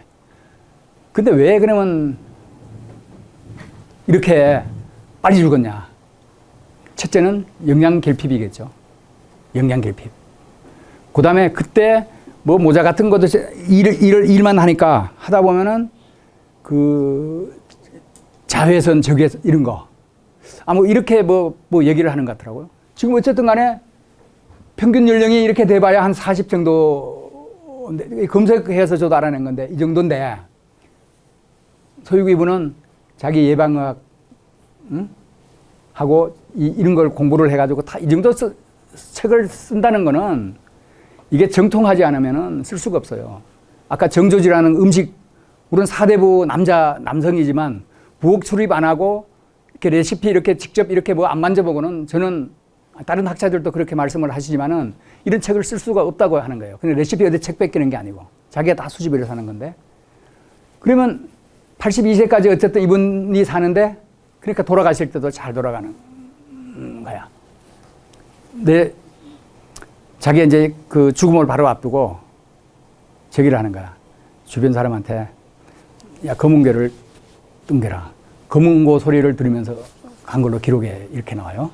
그러니까 아주 이분은, 그러니까 요즘 하는 스님들이 요즘 자탈림명 있잖아요. 자탈림막. 앉아서 그냥 딱 가신다. 사실 어떻게 보면 검은고 소리 들으면서 가는 것도 뭐 거의 도로 그 정도로 닦은 거지. 그리고 그 고생도 참 이분 옛날에 뭐 관리들이라 내 땅이 있어가지고 돈을 두고 쓰는 게 아니야. 녹봉 없으면요. 그냥 일반 저기나 똑같아요. 땅 맞이기 없으면. 녹봉으로 살던 사람들은. 그리고 이분들 고생 엄청 했는데 어쨌든 간에 이 정도 가요. 항의정산 90대 이상까지 갔죠. 막판까지 연기전 끝까지 하다가. 그리고 어쨌든 이분이 이런데 간에서 관심을 많이 가지고 어쨌든 있었기 때문에 이런 수명을 유지할 수 있었다. 지금 계략적으로만 지금 말씀드리는 겁니다. 하려면 너무 많아. 다 넘겨야 돼. 다 넘겨야 돼. 제가 다른 분들은 이런 거 많이 해 보셔가지고 이 정도 하면은 시간을 이렇게 맞출 수 있겠다 이렇게 하실 수 있겠지만 뭐 저희가 뭐 어디 가서 강의를 해봤어요. 뭐 이게 시간 모르겠는 거예요. 어쨌든 간에 그 저기를 한번 하자고 시작을 한 건데 여기 이제 뭐 그 내용하고 어쨌든 간에 제가 일단 좀 넘어가겠습니다. 지금 이것도 추가했는데 이 정도만 한번 이렇게 하시고 나중에 제가 책자 같은 거 이렇게 안내를 해드릴 때 관심 있는 분들은 그런 책자를 보면 개괄서들이 있어. 농사에 하는 거. 충분히 이해할 수 있을 거예요. 이게 어떻게 보면 조선 역사를 다 알아야 되고 조선의 그 지성사를 다 알아야 되는 내용 정도가 돼야 얘기가 될 것 같은데 제 능력으로는 안 되고 뭐로 좀 저기 한다 그래도 이걸 여러분한테 전달해 드릴 수도 없어요. 그죠? 그 다음 그러면 조선의 여기 기농한 분들이 한 반 넘죠? 한 그 정도? 기농, 기촌. 어쨌든. 조선시대 이 기농, 기촌자들. 그래, 관심이 있을 것도 같아. 그래서 제가 이거를 옛날부터 저도 시골 들어오기 전부터 생각을 많이 했어요. 왜? 근데 주변에 이렇게 보니까 기농하는 사람들의 경향성이 있더라고. 그러니까 옛날에 어떤 그 이즘, 그 좀 운동권에 있었던 사람들이 많이 저기를 하고, 그 다음에 어떤 그 책의 영향, 응? 어떤 뭐 예를 들면은 리어링이라든가 이런 분들 책의 영향에서 진짜 아주 결단을 내려가지고 그분 아주 생활들 철두철미해요. 그 들어오시는 분들. 그 다음에 뭐 시골 가면 좀 먹고 살겠지 하고 그래서 그분들 다 나갔죠. 거의. 그런데 기농하는 사람들의 경향이 이렇게 있는 것 같은데 근데 어쨌든 간에 그건 외국의 누구를 이제 보고 근데 우리나라에는 정말 우리가 본받을 만한 기농자가 없을까? 기농기촌자가. 그리고 그분들한테 또 배울 것은 무엇이고 그분들을 어떻게 비판적으로 우리가 또 받아들여야 될 것인가. 이런 공부를 제 나름대로 그 좀 생각을 쭉 해왔는데 요번 기회에 제가 한번 정리를 한번 해봤어요. 어설프게나마. 그래서 제가 지금 한 6분을 여기 한번 소개시켜드리고 이분들이 과연 우리 삶에 어떻게 그 앞길을 좀 비춰줄 수 있을지 아니면 이분들을 어떻게 우리가 비판을 해서 나는 안 그래야겠다 이런 걸 반면교사로 삼을 것인지 이런 거 한번 해보시기 바랍니다. 제가 이제 아까 일단 근데 거의가 농서를 다 썼다는 그리고 거질의 책들을 다 썼다는 요번에 잘 쓸게요. 이게 흔들려가지고 고상한 그 다음에 박세당 그 다음에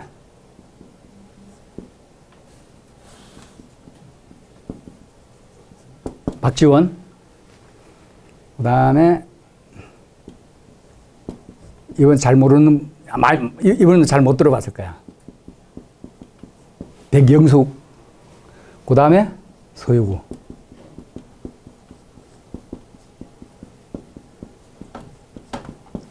한 6분을 가지고 한번 제가 하나하나 좀 말씀드릴게요. 아까 이 강희맹은 아까 금양잡록하고 사시찬여초 조선 초기 1400 그 세종 영감부터 성종 때까지 살았던 사람이에요. 그리고 고상한이라는 사람은 제가 이거 연도는 뭐 정확히 잘 모르는데 1553이네. 1553년에서 1483년. 아니. 뭐 잘못됐다. 아니. 1623.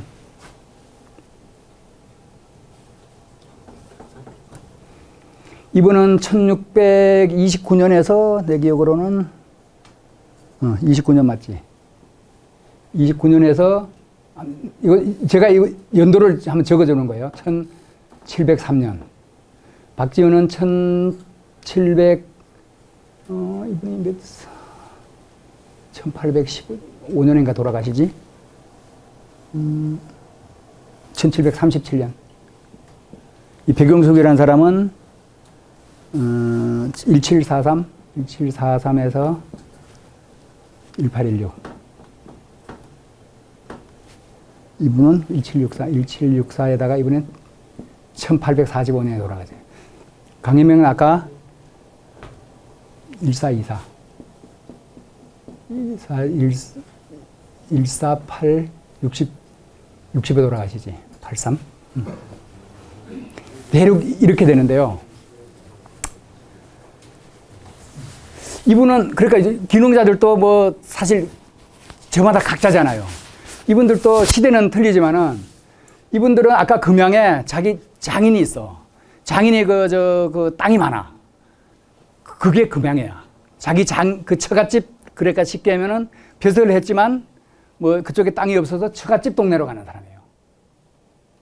그 다음에 고산환이라는 사람은 이 문경에 가면 이 고씨가 많아요. 뭐 문경시장도 얼마 전에 고아묵에 고씨가 참 많은데 거기 그 영순면 왕태리.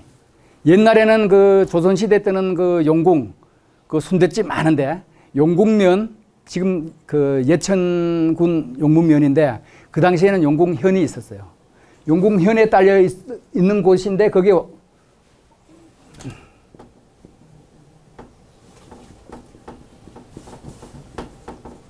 왕태리라는 데가 있어요. 여기는 공민왕이 홍건적에 그 난을 피해가지고 가면서 이게 잠시 머물렀다 그러죠. 그 임금이 이렇게 그 궁을 비우고 나가는 거 가지고 그 저기 먼지를 덮어 쓴다 그러죠. 그 얘기가 뭐냐면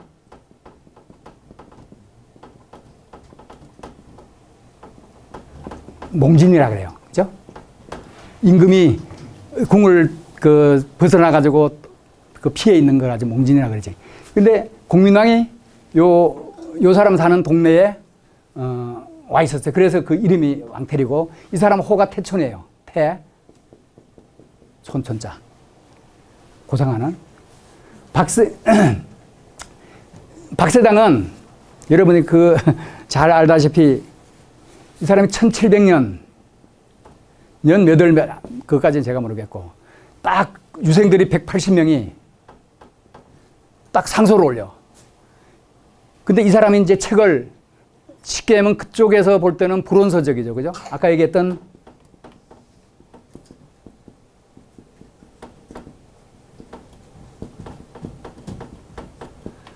사변록이라든가 하고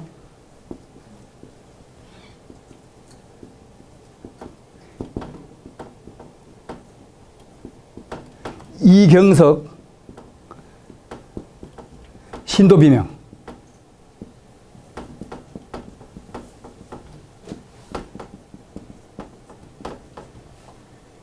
이 책을 쓰는데 사변록은 그 당시에는 송나라 주자대전 그 주자가 어쨌든 모든 해석을 그 유교 해석을 아주 잘하고 뭐 FM이야. 그걸 벗어나서 이렇게 시각을 조금 달리 보면은 이제 그 공격을 하고 빼딱하게 보는 거예요. 그다음 또 하나는 요거는 이경석이라는 사람은 삼전도 비문을 썼어요. 인조가 3번 저기 하고 머리 9번 박았잖아요. 그래 자기는 학문 배운 거를 후회한다 그러면서 삼전도 비문을 썼는데 어쨌든 간에 이 사람이 그 박세당이 이 사람을 옹호를 하는 거야. 그 사람은 그걸 쓸 수밖에 없었다. 이제 이렇게 되는 거예요. 그러니까 나머지 이제 사람들이 그 유생들이 이제 사주를 받은 거겠지. 왜 누구래? 전부 다 들어가지고 이 책들을 다 불태워버리라 이렇게 하는 거야. 근데 이거는 이제 그 만년이에요. 1703년에 이분이 그 돌아가셨으니까 이 일이 1700년대에 있으니까 거의 만년에 이루어진 거죠. 그죠? 근데 마지막 쓴 책이 이건데 이분은 오래전부터 벼슬을 쭉 했어요. 벼슬을 하다가 그 1700 몇 년이야? 연도를 안 적어놨네. 하여튼 40살에 모든 걸 딱 그만두니까 벼슬 이제 안 하겠다 하고 자기의 그 아버지 그 위로부터 내려온 땅이 있었어요. 그게 어디냐면은 지금 양주 많이 들어봤죠? 수락산 노원구 그쪽 뒤쪽에 있는 지금 의정부 장암동으로 들어간다고 합니다. 의정부 장암동으로 들어가는데 그 수락산 자리에 그쪽에 땅이 있었는데 그래서 그쪽에서 이제 틀을 딱 잡고 그쪽을 가지고 그래서 이 사람이 서쪽 골짜기에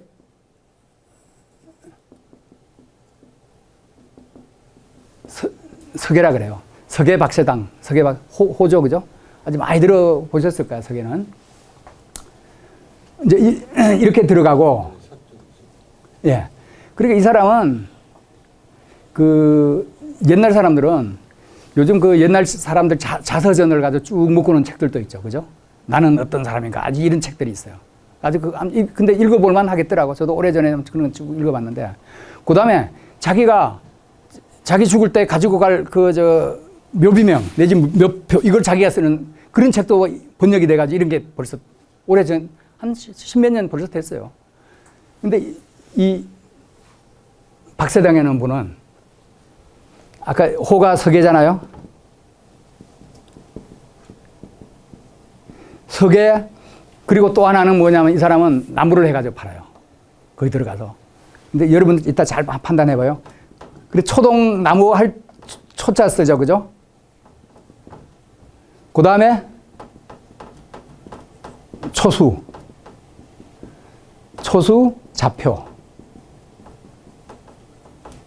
자기가 무덤 앞에 세울 이걸 자기가 그런 사람들이 많은데 이분도 그분이에요. 자기 이걸 딱 쓰는데 제가 이따가 한번 읽어드릴게. 얼마나 아주 지금은 읽어드릴까? 뭐 길지는 않아요. 근데 이분이 성격이 아주 그냥 깔끔하고 아주 그냥 단문을 좋아해. 그래도 그래 제가 이제 이 사람들이 요거 한번 읽어드릴게. 어떻게 해서 기농을 해가지고 이렇게 사는가? 이 사람 정신세계를 한번 여러분들이 한번 생각해 보시라고. 나무하는 노인은 성은 박이요, 세당은 그의 이름이다. 그의 할아버지 아버지는 정원공과 길지 않아서 읽습니다. 충숙공으로 인조임금 시절 다 같이 높은 벼슬을 하셨다. 노인이 태어나 4살 때 아버지 충숙공께서 세상을 버리셨고 4살 때 돌아가셨어요. 8살 때 병자호란을 만났다. 고아가 되고 가난하여 배울 기회를 놓쳤다. 그런데 이 사람이 장은급제하죠. 아들도 장은급제예요. 박세당 아들도. 좀 이따 한번 얘기할게요. 10여 세 무렵에야 비로소 둘째 형님으로부터 학업을 배우게 되었으니 그마저도 열심히 하지 못했다. 이건 자기가 자기 인생을 정리한 거예요. 나이 32 나던 현종 임금 첫 해의 과거 시험을 통해 벼슬살이를 시작했다. 임금을 오시는 시정의 반열에 끼어 8, 9년을 보냈다. 그 무렵 자신을 되돌아보니 재주는 짧고 힘은 붙여서 세상에서 무슨 큰 일을 할 능력도 없었고 세상은 또 날이 갈수록 기강이 무너져 어떻게 바로잡을 방도가 없었다. 그래서 간직을 벗어던지고 조정을 떠나 동대문 밖에 몰려났다. 이게 이제 수락산입니다. 한양 성곽으로부터 30리 떨어진 수락산 서쪽 골짜기에 터를 잡아 살면서 골짜기 이름을 석천동.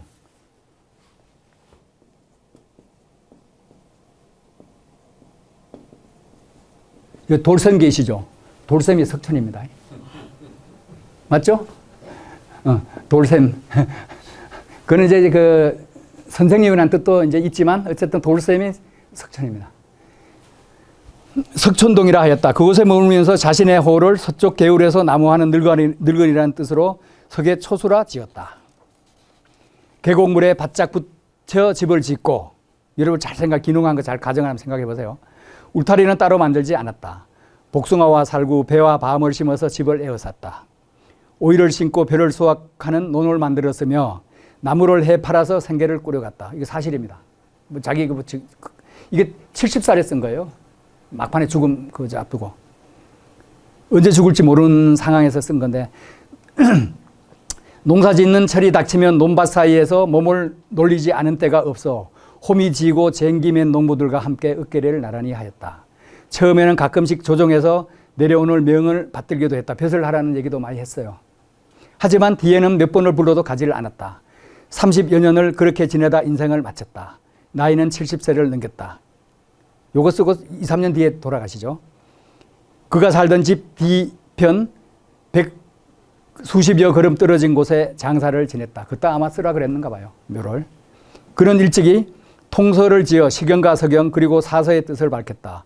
또 노자와 장자 두 종류의 책에 주석을 달아 그의 뜻이 어디에 있는지를 드러냈다. 특히 맹자 말씀을 좋아했다. 그러니까 이분은 노자 도덕경 강이라는 책을 그 6.25 시절에 아주 써버려요.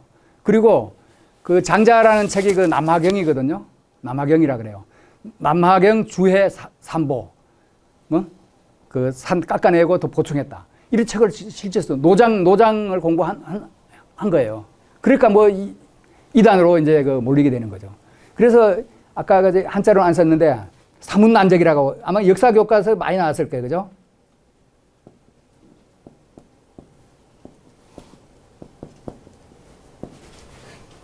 이거는 이 문학의 이 부류에서 아주 난적이다 이거지. 그 윤유하고 이 사람이 대표적인 소론의 거도 윤유하고 박사당이 사문난적의 대표적인 걸로 우리 교과서에 배웠죠. 그래서 실제로 그래요. 그러니까 맹자 이런 걸 보고 그다음에 차라리 요게 이제 맹자 말씀을 몹시 좋아하였다 그랬는데 요 마지막 한번 의미가 한번 들어보세요. 차라리 외롭고 쓸쓸하게 남들과 어울리지 못한 채 살아갈지언정 이런 세상에 태어났으니 이런 세상을 위해 일하고 좋게 지나면 되지 않겠느냐는 것들에게는 머리를 수그린 채 뒤따르는 짓거리는 결탄코 하지 않겠다고 했다. 그의 의지가 그랬다. 이게 딱 그 아주 고집불통이죠, 그죠? 그래서 아까 이 32세 때 과거 붙어 가지고 벼슬 좀 했다 그랬는데 그 아들이 그 유명한 박태보라는 사람이 있어요. 그리고 그 고우애가 박태유라는 사람이 있는데 이분은 박세당의 한가무렵에 두 아들을 미리 보내요.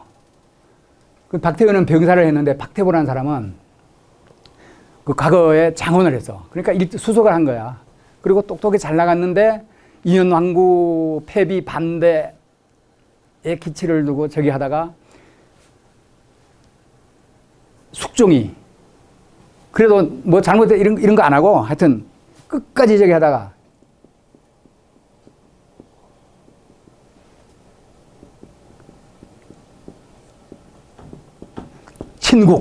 친히 국문을 하는 거야. 고문을. 그래서 그런데도 항복을 안 하고 잘못된 소리 하나도 안 하고 해가지고 제 기양 보내버려 이렇게 된 거야. 거의 뭐 만시창이가 됐죠. 그래 가다 노량진 거기 가다 죽어버렸어요. 맞아서.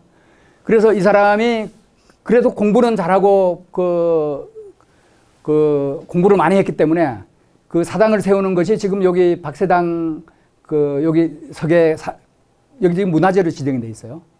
거기에 노광서원, 노량진, 외가리 뭐 기력 이런 거 백로 이런 저거죠. 노광서원에 그 배양이 돼 있죠. 아주 그러니까 이 아들도 그러니까 두 부자가 둘 다 장원한 사람인데 아주 뭐 꼬장병이에요. 우리 충청도 말로 따지면 그죠?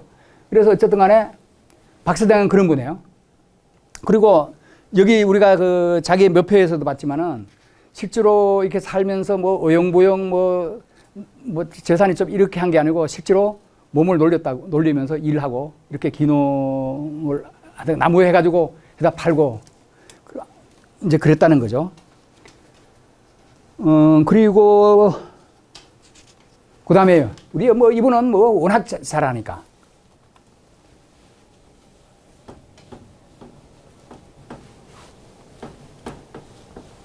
근데 이분들 나이가 대체로 그 연령이요. 제가 이렇게 그런 것도 한번 따져본 거야. 나이가 대체로 많아. 그러니까 이분도 한 60살 사는 거잖아. 그지? 이 사람도 한 60 몇 살 돼요. 51년인가? 63. 이 사람 30이니까, 70, 집의 나이라면 75 사는 거야. 박지원도, 3. 몇이요? 40. 67? 68? 30, 40. 뭐, 어쨌든, 그 다음에, 이분은, 아니, 뭐 따져봐요. 이분은 하여튼 80여건 내가 알고 있거든. 계산하기에 이제 머리가 안 돌아가네. 대체로, 오래 사셨어.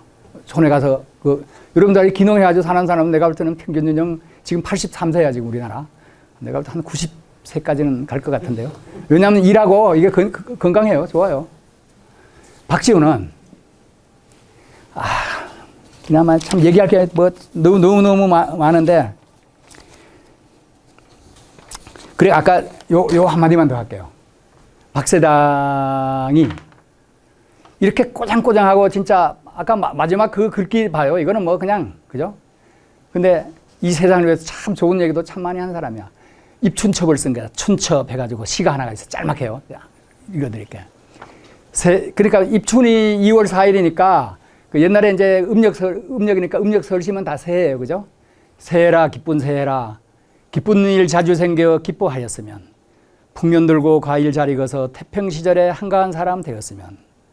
새해라, 새해라. 좋은 일 자랑할 만하면 좋겠네. 앞마을 노랫가락 뒷마을에 이어지고 앞집 늙은이 뒷집 늙은이와 부유함을 다투기를. 새해라, 즐거운 새해라. 즐거운 일 더욱 넉넉하여 즐겁기를. 집집마다 지은 곡식 창고에 넘쳐나고 사람마다 지은 옷 개짝에 가득했으면. 참 포근하죠, 이런 거는. 그죠? 이 박지훈은 참 이 사람에 대해서는 저도 참 좋아요. 그래가지고 이분들 참 전집도 이렇게 쭉 사서 읽어보고 그랬는데, 이 서울, 그러니까 지금 뭐 아현동 그쪽 어디에 살다가 내중에 이 파들이 다 모여요. 그 파를 가지고 백탑파라 그래요.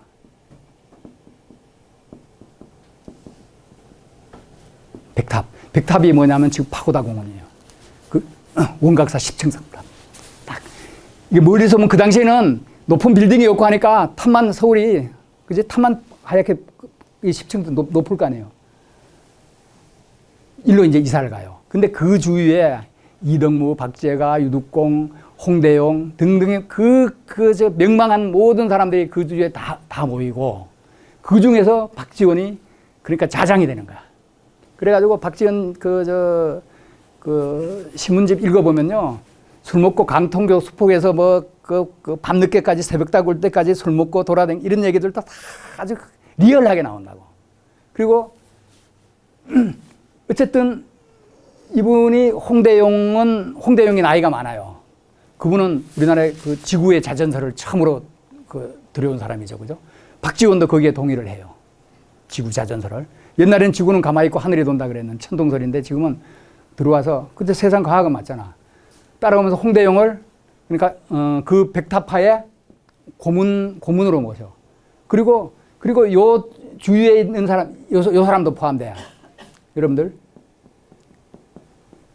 유득공 들어보셨죠? 발해고라는 책 쓴 사람.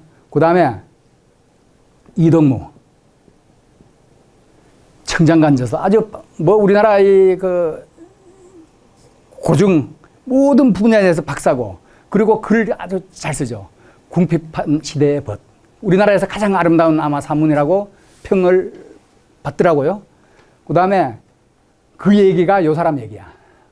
그 다음에 박재가 아시죠? 북학의 쓴 사람. 이 사람 연경에 박지훈보다 사실은 미리 갔다 와요.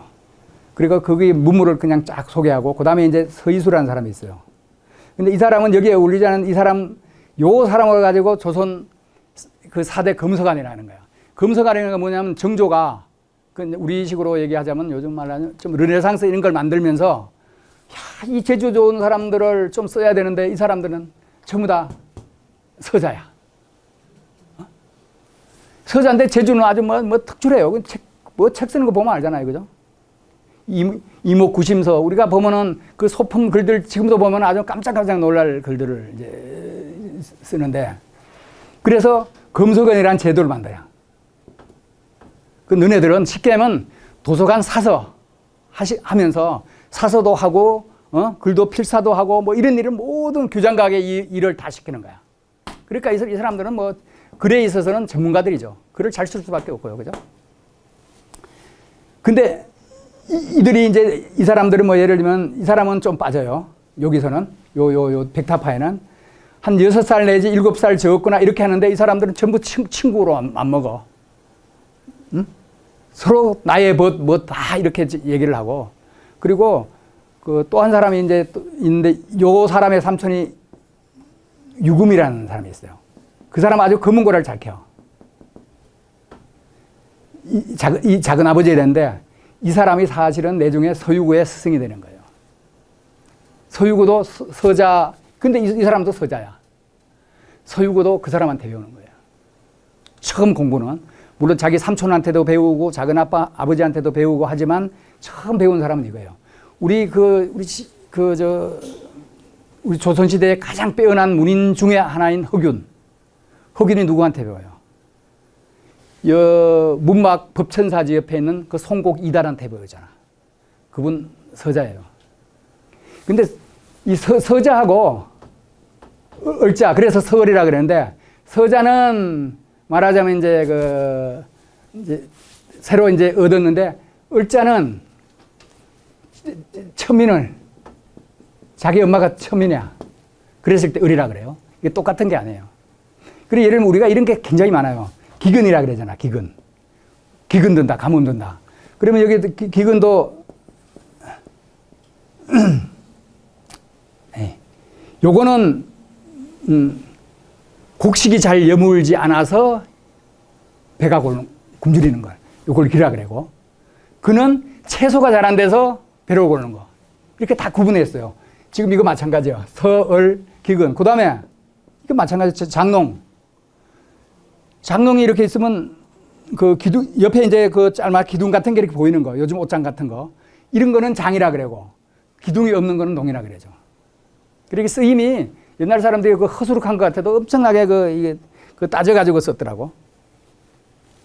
그래 어쨌든 박지훈은 이런 사람들하고 같이 이제 논을면서 자작 노릇을 하고 특히 그래도 벼슬을 그러니까 이 사람은 가거를 이제 보다가 처음에 이제 미끄러지고 그래서 이제는 가거 안 해. 안 하다가 내중에 느금하기 어쨌든 돼가지고 벼슬 이제 안희현감 저기 함양 옆에 그 덕유산 밑에 글로 나가고 면천군수 이제 조금 이제 하죠. 근데 이분이 아까 여기 요 사람 좀 이따 소개할 사람인데 백영숙 하고 유득공 몇 명하고 저 평안도 항해도 평안도 여행을 가요. 여행을 가다가 요 사람 소개로 형 여기 땅 참 살만한데 좋은데 기농지 될 만하다 이제 이렇게 찍어주는 거야. 그래 박지훈이가 동의를 하고 마음속에 점을 딱 찍어 놓은 것이 이른바 우리가 잘 아는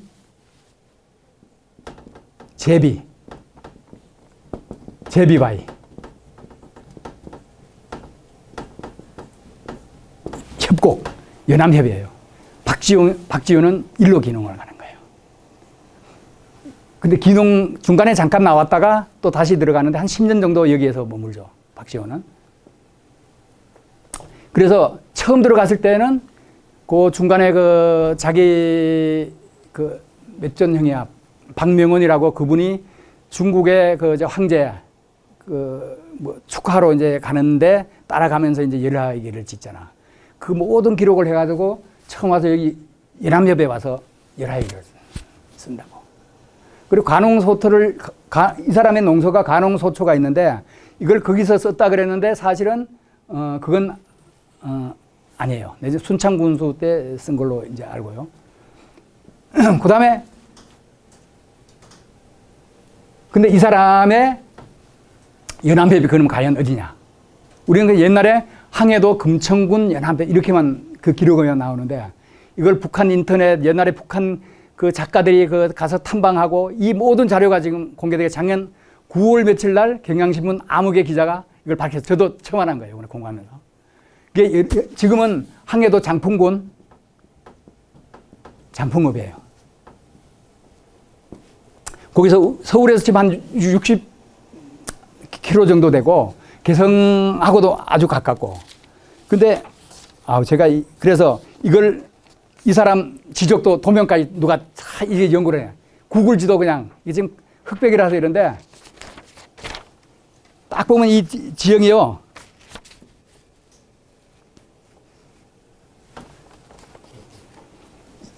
이제 이게 이제 그 개울인데 일로 해가지고 내중에 큰 줄거리로 해가지고 임진강으로 흘러드는데 실제 딱 여기 어디야?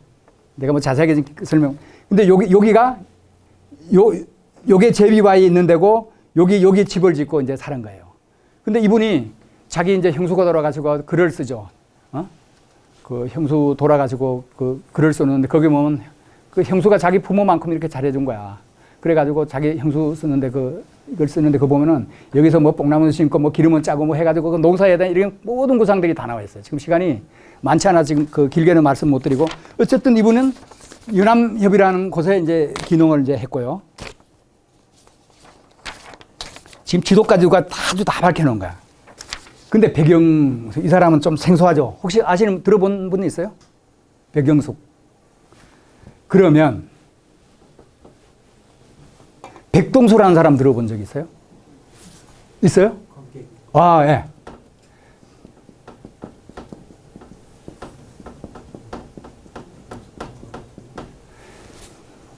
바로 이분이에요. 그래, 저도 몰랐는데, 언제 우연하게 채널을 이렇게 몇 년 전에 이렇게 돌리다 보니까, 무사 백동수 이렇게 나오는 거야. 그래, 좀 퓨전 사극 비슷한데, 조선 제1의 건객이라고 하죠. 그죠? 이 사람인데, 이 사람은, 뭐, 이런 사람 못지않게 아주 그냥 고집불통이야. 이거 기농한 사람 제가 볼 때는 성격 좋은 사람 별로 없을 것 같은데. 아주 그냥 그렇게 쉽게 하면 개성이 엄청 강하신 분이야. 맞죠? 개성이 강한데, 이 사람 호가 뭐냐 하면은, 이게 밥식자가 왜 이렇게 많이 들어가지? 항상? 네. 항야의 굶주린, 이게 아주, 그래, 근데, 이 사람은, 이 사람도 서자야. 자기 할아버지까지는 그냥 벼슬을 했는데, 그래가지고, 그 전에 뭐 병자로 하니까 이럴 때 공도 세우고 그랬어요. 근데, 불행히 다른 자기 아버지하고 이렇게는 전부 이제 서자가 된 거야. 그런데 이 사람이, 근데 시험을 보면은 당연히 뛰어난데도 또 시험도 붙어. 근데 요즘 말하면 취직을 안 시켜줘. 서자라고. 그렇지만서 이 사람이 그전에는 부모한테 물려받은 재산도 많고 그런데 그냥 다 베풀어. 이 사람에 대한 얘기는 너무너무 많아요. 다 베풀어주고 아주 그냥 호탕해. 이 아버지는 백사경이라고 하는 사람이고, 거기 보면 실제로 역사 기록에서 나오는 게 뭐냐면, 저기는 김강택이라고, 검선, 그 칼의 신선, 이 사람의 제자로 나오죠. 그리고 이 사람은 또 역사적인 인물이더라고, 보니까. 그랬는데, 근데 이 사람이, 그러면 저 길게 얘기 안 할게요. 어디로 가느냐? 설악산으로 가. 그래서 설악산은 아니고 설악산 가기 전에가 어디예요? 한계령, 인제. 이게 이상하게 동물들하고 관계돼요. 기린 발급이거든, 인제가. 근데 여기에 지금은 인제가 있지만 옛날에는 이걸 가지고 기린현이라 그랬어요.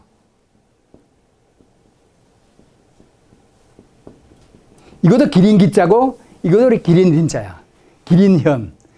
기린현이 제가 그래 지금 찾아보니까 남자분들 군대 가면은 인제 원통 그런 얘기 하잖아요. 여기는 혈리더라, 혈리.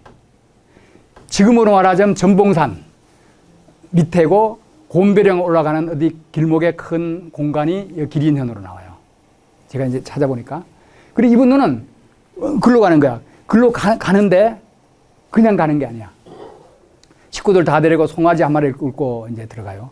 들어가면서, 근데 박지원이도 이 사람 가는 데서 글을 하나 써주고, 그 다음에 아까 그 이덕무도 글을 하나 써주고, 그래서 이제 박지원이가 저기 하는 거는 지금 백영숙 입 기린협서, 이런 아주 그것도 아주 명문이죠.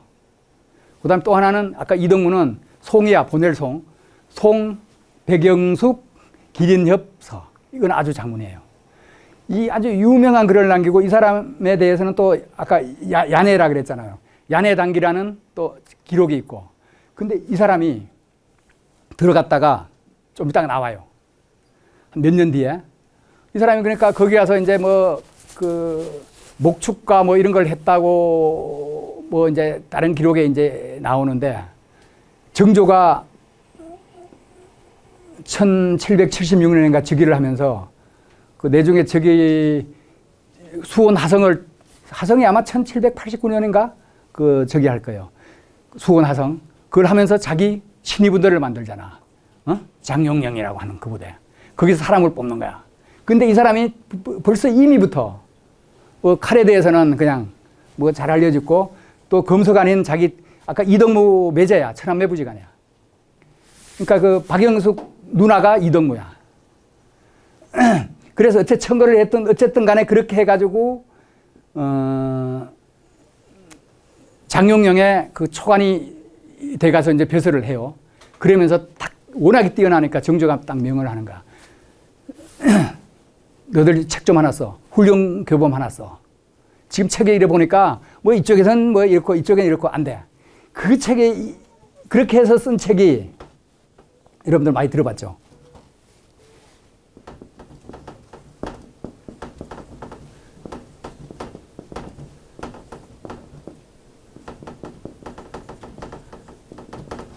우회도보 통제예요.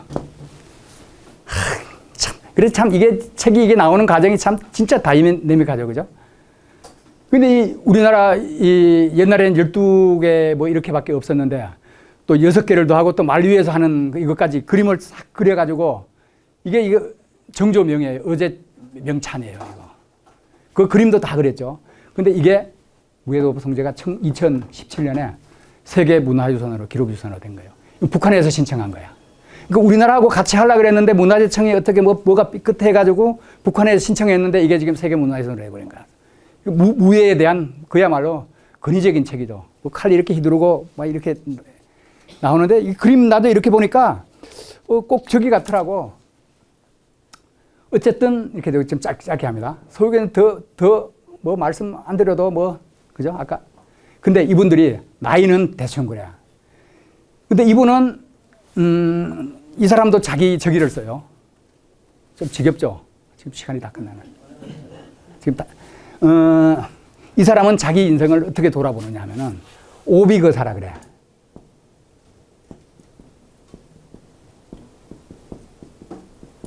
다섯 가지를 낭비한 거사다. 근데 이 책을 이 사람이 82세에 돌아가시는데 79세에 오비거사 생광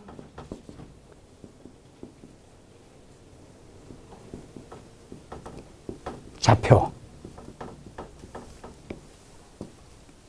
광 그러니까 저 관속에 어쨌든 그 묻는 저기를 생광 좌표를 쓰는데 자기 인생을 탁 분리를 해요. 나는 5가지를 허비를 하는데 제가 기억을 다 못해서요. 좀 보겠습니다. 자, 오라드라와 백동수 책 7권짜리 책 안에 백동수 아주 뭐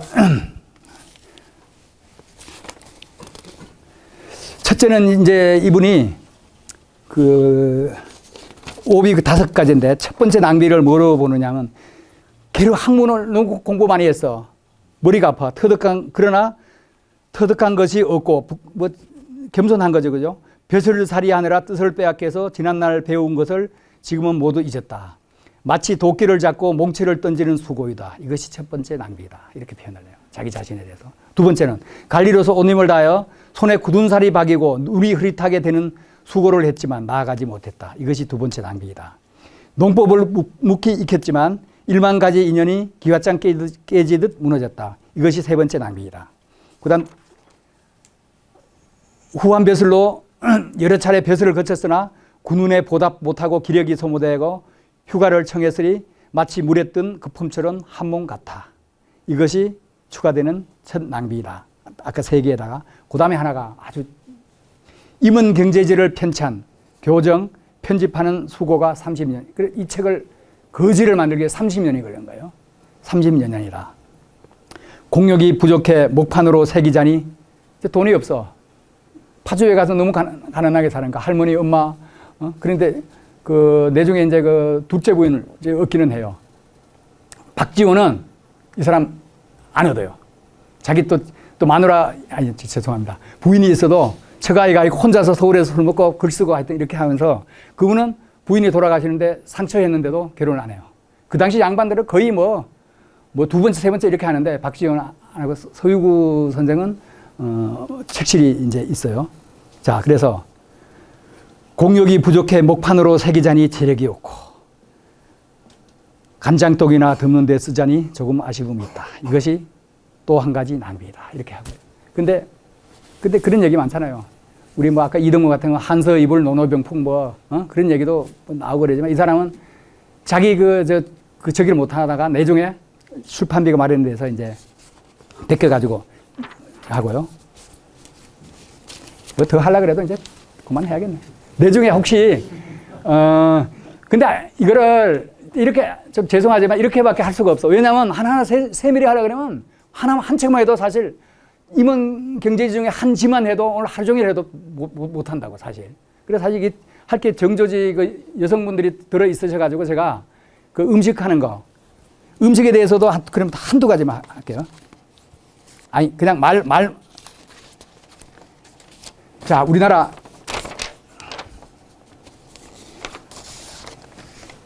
우리가 신사임당이 있고요.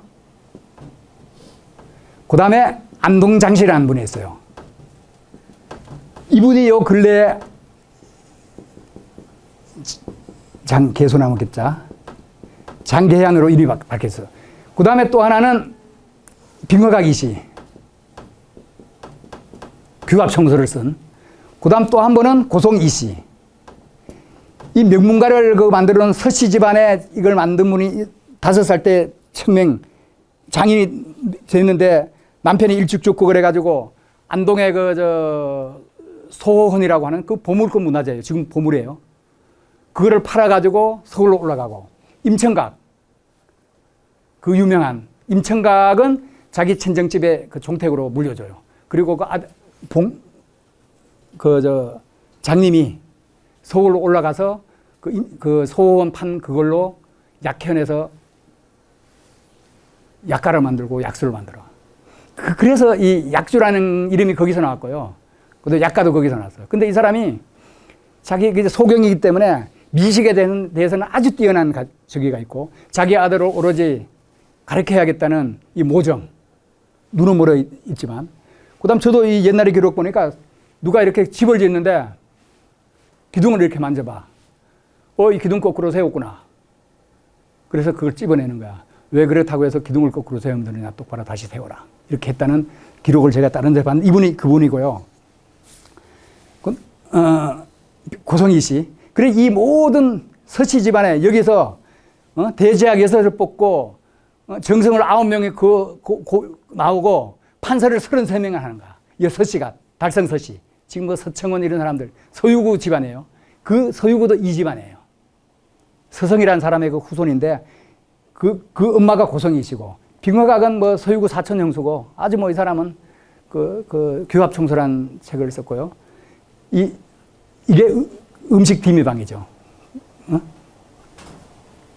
그래 지금 이 사람이 안동에 살다가 저 영양석보로 간 거야. 그러니까 거기다가 이제 그 체험관 이런 거 만들어 가지고 음식 디미방 체험 이렇게 하면 뭐 내가 그 보니까 한 끼에 55,000원이래. 그 체험 학습하고 이게 되게 비싸더라고. 근데 뭐 뭐 어쨌든 간에요. 내가 뭐 마지막에 뭐 얘기하려고 그랬지?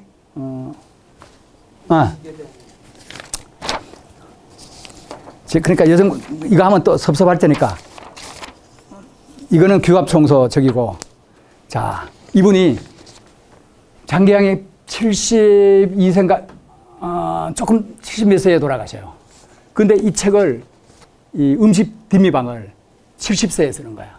그리고 거기다가 딱 안에다가 뭘 한마디 써. 이게 그 당시 이제 여성들의 일종의 궁서체죠, 그죠? 이 책을, 이리 눈 어두운데, 간신히 썼으니, 이또, 자식, 어쨌든 이거는 저기야. 자식들은 이 책 그냥 버리지 말고, 베껴서 하나씩 가져가라. 그리고 절대 그 함부로 다루지 마라. 이 내용이에요. 이걸 그 음식 뒷방에 써놓고요. 또 하나는 그 책 안쪽에 이거는 중국 어째 새색시라는 시인가 봐요. 근데 이분이 이 책을 그 음식 뒷방 안에다가 이걸 하나 쓰는 거예요. 3일 입주, 그 입주하. 시집 가가지고 3일 됐는데 부엌으로 내려갔더니, 그죠? 내려갔더니 이게 갱이죠, 그죠? 국갱자 탕, 그러니까 밥맛. 그걸 아직도 알지 못해. 시어미 곧자자, 그죠? 시어미의 식상을 모르는 거야. 그래서, 자기 그러니까 올케라 그래나? 신우를 한번 이렇게 들여보낸다. 이게 그 중국의 새색시라는 시인데 이거를 이 사람이 이 책에다 집어넣은 거예요. 이 사람은 아주 글씨도 아주 잘 써요. 여성인데도 아주 초소에 아주 대가예요. 지금 보시면 알겠지만. 그리고, 이제 그만해. 진짜 그만해. 내중에요. 죄송합니다. 어쨌든. 너무 이렇게 안 해야 되는데, 저하고 기회 있으면 언제든지 한번 더 제기를 하든가. 뭐 이상 그냥 마치겠습니다. 죄송합니다.